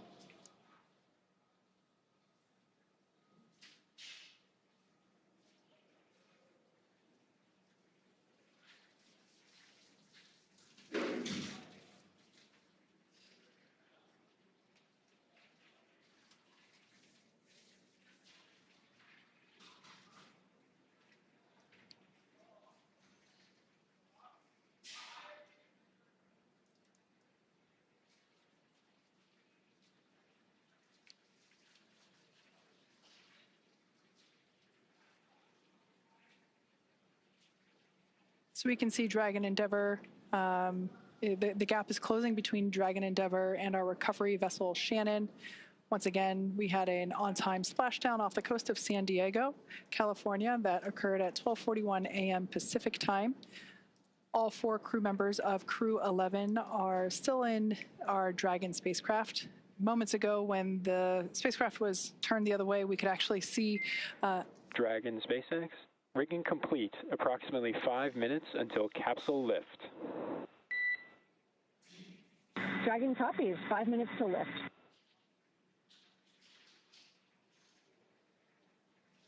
All right, good call out there. Just keeping the crew there inside Dragon Endeavour apprised of the timeline. While there are windows, it is a little hard to see exactly everything that's going on outside of those windows at this point, as there is quite a bit of action as we have been following along. We can see now that the hydraulic lift has been extended into the initial lifting position, and this is the mechanism that will bring Dragon out of the water and onto the nest there at the back of the recovery vessel. We'll also see the recovery team member. I think you can still, yeah, you can still see them there on the front. They're actually standing in the bay where the main parachutes are stored. That's quite a large bay. Now they're climbing up to the top, and shortly we'll see them make some final adjustments and a final graceful flying departure from Dragon Endeavour.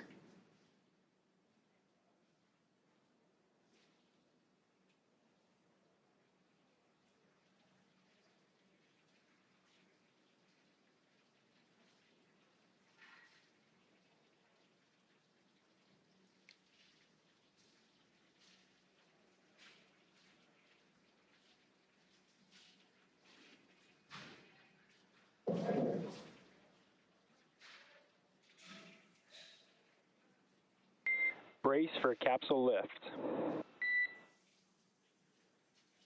Crew bracing.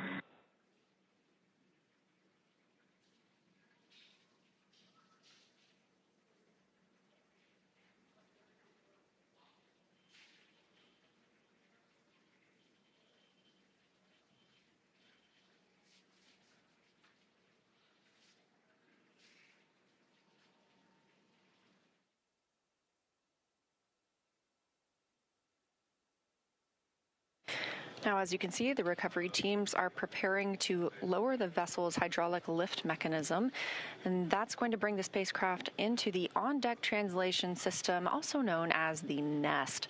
Dragon will remain in the nest during crew extraction and then for the journey back to port.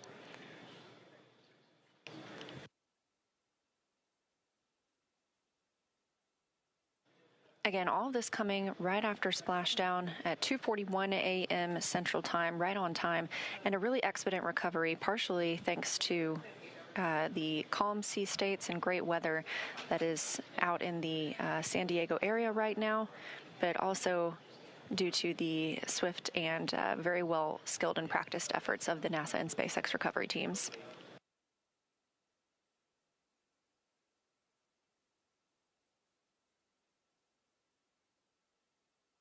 The spacecraft is now being lifted. It'll be set on the nest and centered. It'll be oriented so that the side hatch is facing forward for the crew to egress. It'll be moved into the hangar underneath that helipad that you see illuminated in green on the top of the ship, and then pulled towards the mezzanine area so that the crew can be helped outside of the hatch. Once open, a SpaceX medical doctor will be the first to check in on Cardman. Fink, Yui, and Platonov are Crew-11 crew members, and see if they're ready for egress or exiting the vehicle. This is a standard procedure for all of our crew returns. This view coming from the recovery vessel, as you see Dragon, and at the very bottom, that is the nest in which we were discussing, and that's where Dragon will remain now and all the way back to port.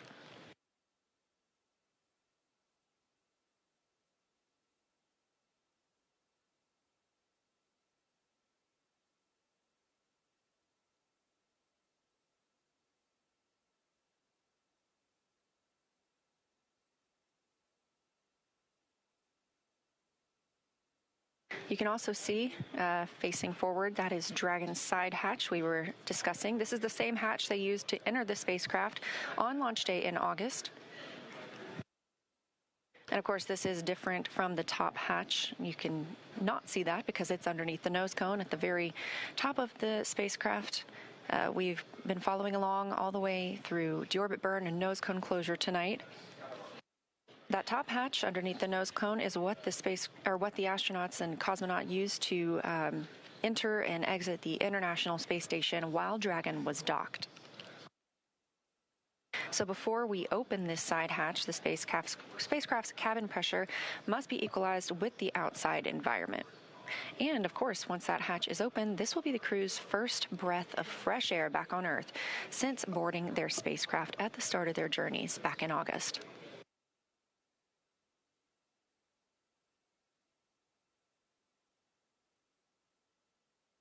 Again, a very by-the-book return for Crew-11 tonight. Everything nominal, as we often use, meaning it's normal and as planned and as expected. Splashdown happening at 2:41 a.m. Central. This swift recovery getting them on the boat. It's now 3:10 a.m. Central. Dragon SpaceX, welcome aboard the recovery vessel. Recovery personnel are completing their final checks and stand by for translation to the egress platform. Dragon copies. Now that voice speaking with the astronauts and cosmonaut on the Dragon spacecraft is still coming from the core in SpaceX Mission Control in Hawthorne, California. These team members are making sure that all thrusters are covered before they begin to maneuver the spacecraft toward that egress platform. We'll be standing by live the entire time.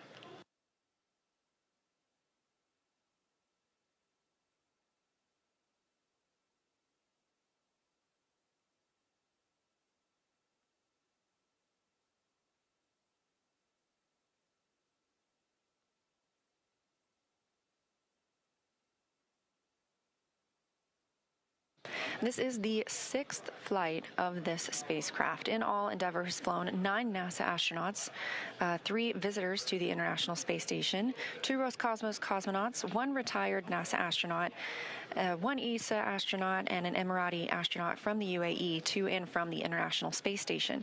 Again, this is the 6th mission for this Dragon spacecraft named Endeavour. First launching on May 30th, 2020 to the International Space Station. And if you remember that date, that was the historic Demo 2 mission for the Commercial Crew Program, carrying NASA astronauts Bob Behnken and Doug Hurley.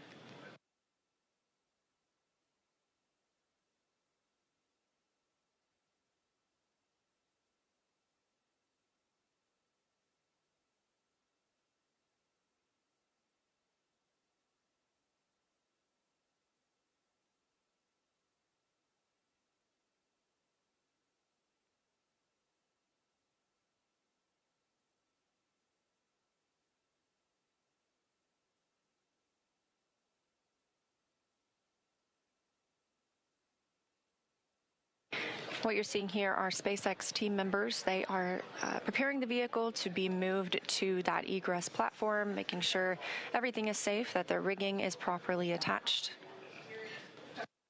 This is really the final ride on Dragon for these Crew-11 crew members. One short trip to this egress platform, and then they'll begin being assisted out of the spacecraft. Completely normal procedures for all of our returns.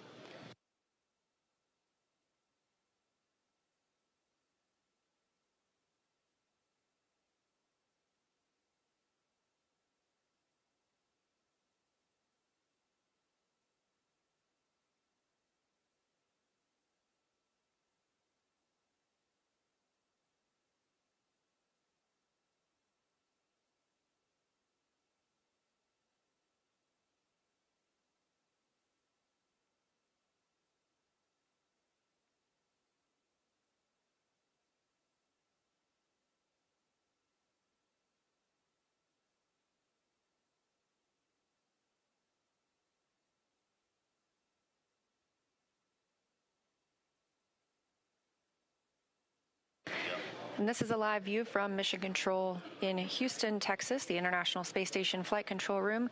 We have some additional visitors beyond the usual flight controllers and flight directors that staff this room 24/7. In the center of your screen, you'll see NASA Administrator Jared Isaacman speaking with team members, specifically right now the Spartan flight controller. Isaacman is, of course, an accomplished astronaut himself, having flown on 2 missions aboard Dragon, so he is familiar with these procedures and what the crew might be experiencing right now.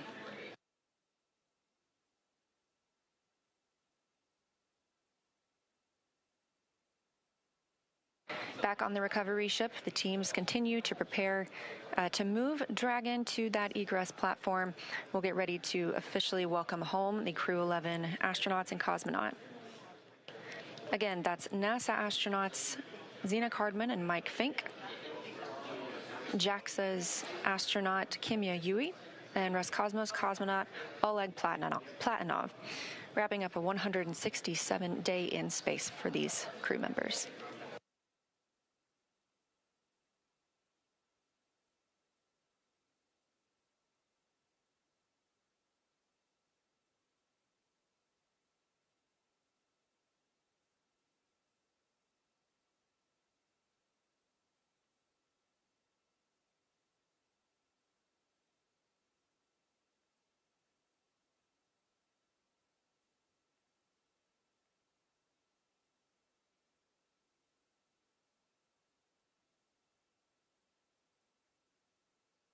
Again, if you're just joining us, thanks for tuning in. This is the live mission coverage of NASA's SpaceX Crew-11 mission returning from the International Space Station back to Earth. As you can see, this is the Dragon spacecraft, and splashdown occurred at 2:41 a.m. Central Time, right on time.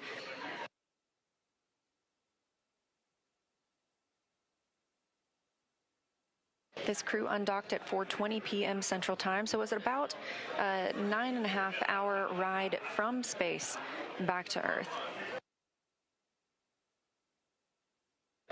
They wrapped up 165 days aboard the International Space Station, 167 days in total for this mission. And we are seeing motion for Dragon. They are pulling it to the egress platform. It's a short distance, and this view coming from that platform itself. This will align it properly with the side hatch, where we will see the astronauts egress or exit the capsule. They will be assisted after being checked on by a medical doctor, and this is standard procedure for all of our returning crews.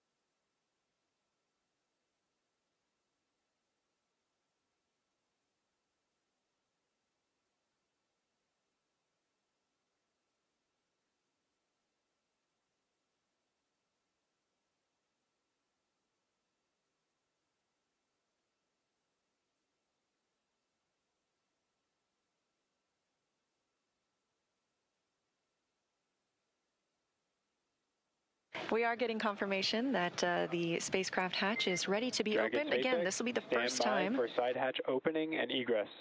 It's been an honor flying with you. Standing by for side hatch, and the honor is ours. Thank you so much.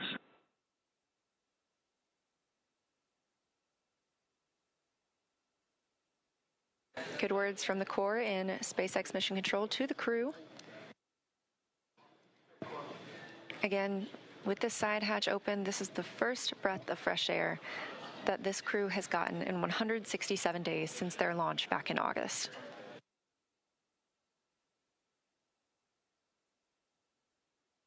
That hatch opening coming at 3:19 a.m. Central Time, and with a splashdown occurring at 2:41 a.m. Central Time, a pretty rapid access of the crew.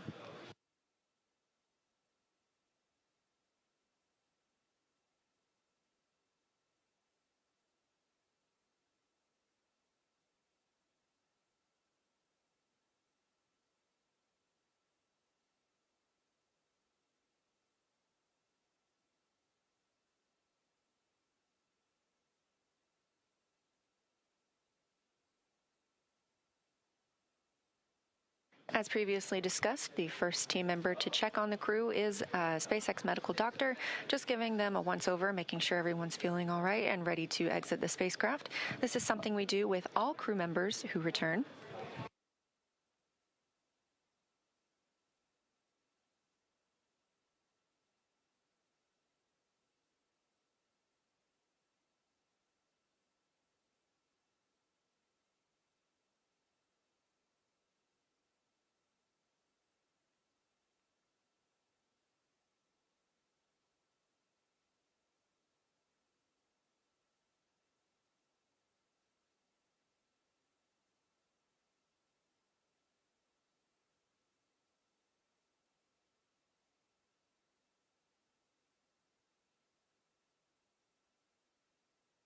And getting a quick picture inside the capsule is NASA photographer Bill Ingalls.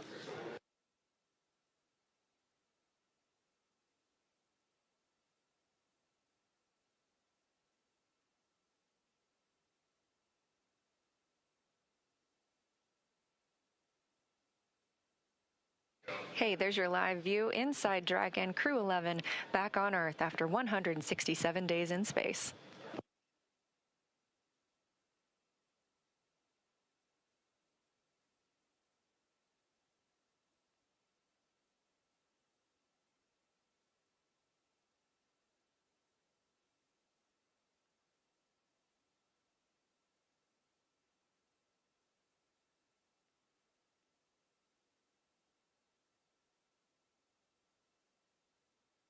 Again, next on the checklist for tonight is crew egress or exit. Team members will be assisting them as they are helped out of the spacecraft. Again, it's been 167 days since they were back on Earth, so our standard procedure will be followed here as well, where they are assisted out of the spacecraft and placed on essentially a gurney, and then they will receive some medical checks aboard the ship before flying back to land.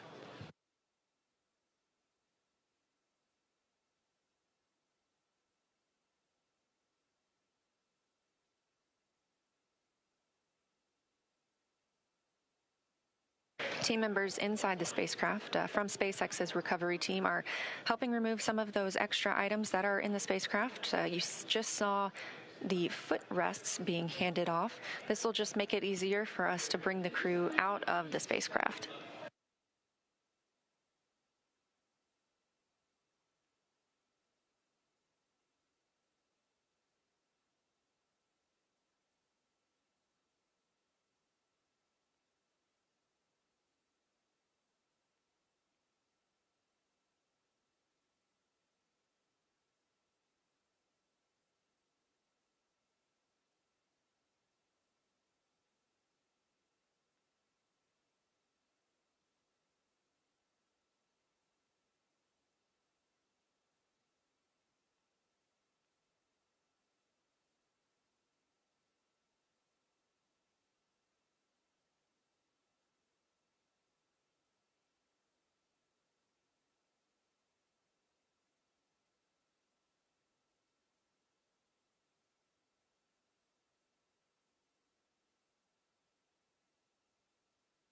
Just over 40 minutes since our crew splashed down off the coast of San Diego. Again, that coming at 2:41 a.m. Central Time. We are expecting to see them exiting the spacecraft very soon.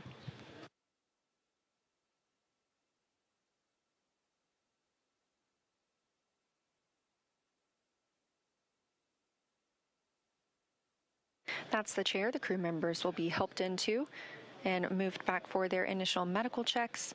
Again, standard procedure for any returns on Dragon, as well as any of our crew members returning. If you've ever watched a crew return on a Soyuz spacecraft, we have a similar process where astronauts are carried from the capsule to waiting chairs and then carried again to a nearby medical tent.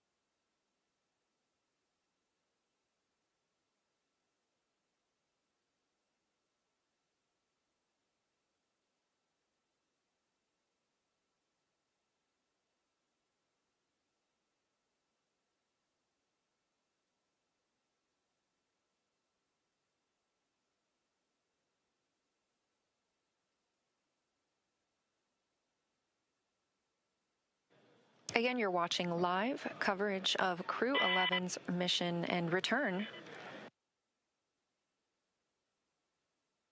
from the International Space Station, having undocked at 4:20 p.m. Central Time on January 14th, just yesterday, and splashing down at 2:41 a.m. Central Time today, January 15th. We are now just awaiting the crew to be helped out of the spacecraft.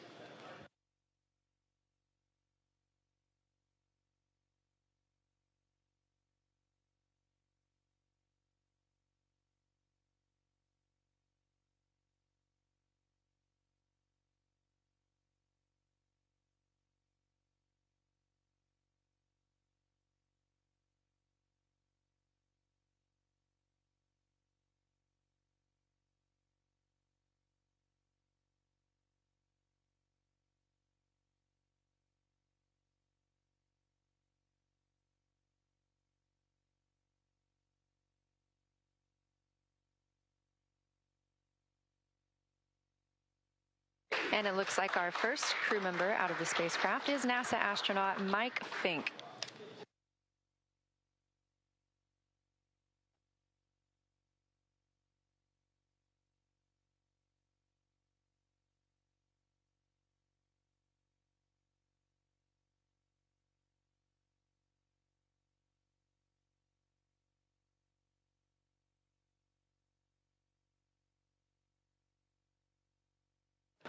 Yes, that's the pilot of the Crew-11 mission aboard Dragon. Fink now being taken to those standard medical checks.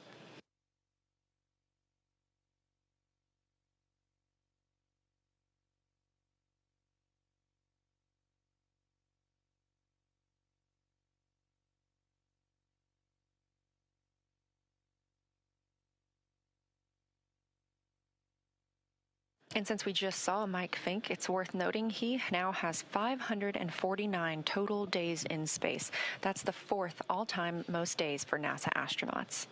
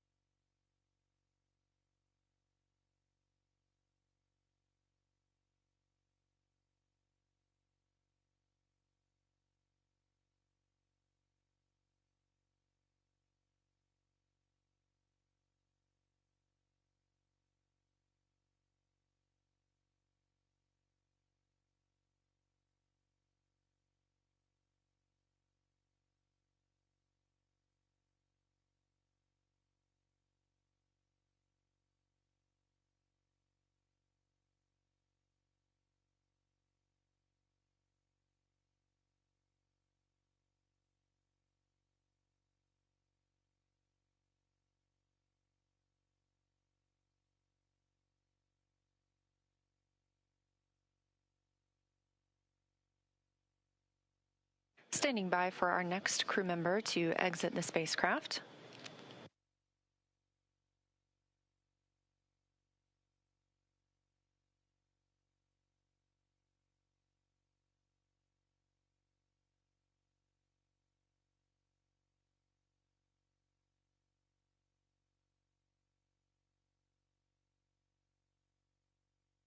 That's NASA astronaut Zena Cardman, wrapping up her first mission to space, commander of the Crew-11 spacecraft.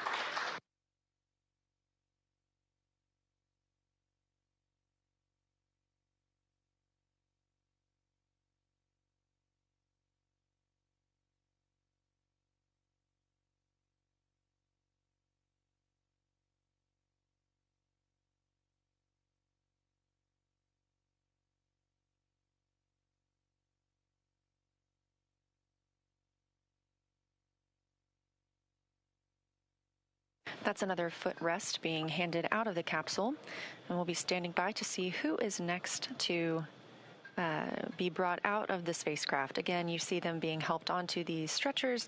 They are being escorted back to their routine medical checks.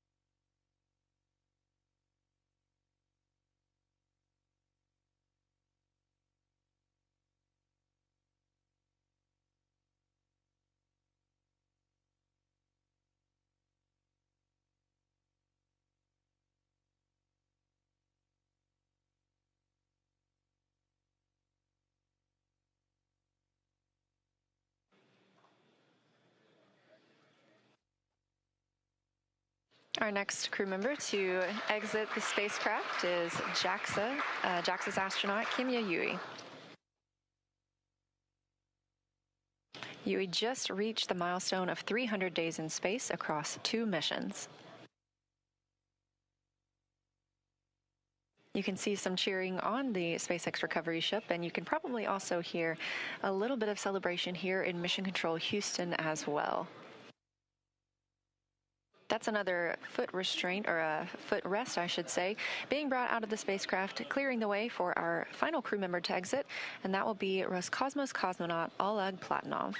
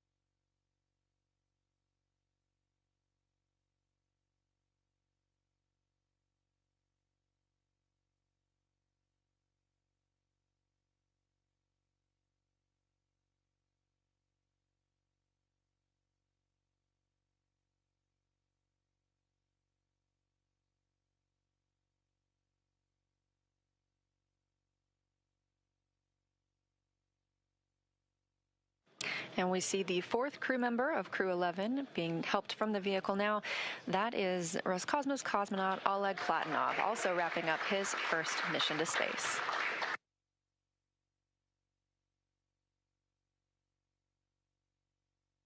Now that NASA astronauts Zena Cardman and Mike Fink, Kim Yayui of JAXA, and Roscosmos cosmonaut Oleg Platonov are safely back home on Earth and getting checked out by the medical teams, we're going to wrap up our live coverage of their return. This crew's journey concludes following a launch on August 1st, 2025, aboard a Falcon 9 rocket to the International Space Station. It was the fourth flight for Fink, who now has 549 days in space, the second for Yui with 309 days in space, and the first flight for Cardman and Platonov, who now have 167 days in space. With their mission coming to an end, the crew began packing up their research and personal items for the return to Earth last week. The Soyuz MS-28 crew, including NASA astronaut Chris Williams and Roscosmos cosmonauts Sergei Kutsverchkov and Sergei Mikheyev, remain aboard the space station and will continue their mission through this summer. Crew-12 is currently scheduled to launch as soon as mid-February and will provide more information once that is available.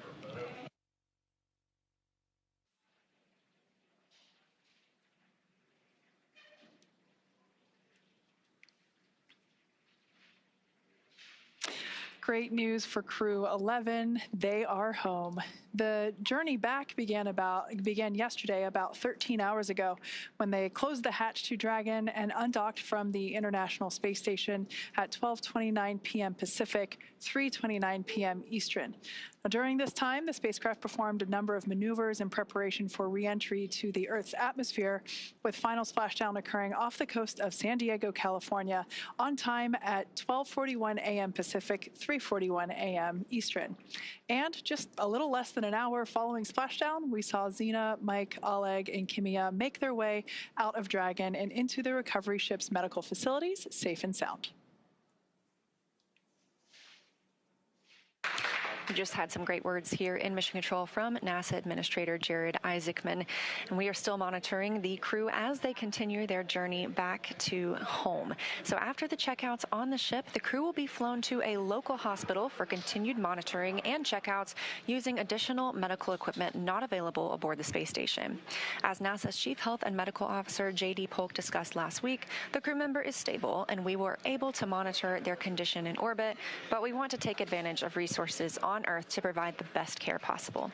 NASA maintains relationships with local hospitals to ensure readiness for any post-landing needs, and for this return, we are utilizing that option as part of our normal preparedness process. Afterwards, the crew members will take a NASA plane for the short flight back to Houston. They'll then be reunited with families to bring an end to this mission. Thank you, as always, for joining us for the coverage of Splashdown for Crew-11. Excuse me. Remember to follow SpaceX on X and NASA Online on social media for updates. Pardon me. Here we go. For updates for the very latest on crew and cargo flights to and from the International Space Station. That's it for us here at SpaceX Hawthorne. Go Dragon and go Crew-11. And we'll continue to share the progress of the crew on social media as they travel back home. We also have a post-splashdown news conference coming up at 2:45 a.m. Pacific time, 5:45 a.m. Eastern time, where leadership will share the latest updates as we conclude this mission. From all of us at NASA and SpaceX, it's been an honor. Thanks for joining, and welcome home, Crew-11.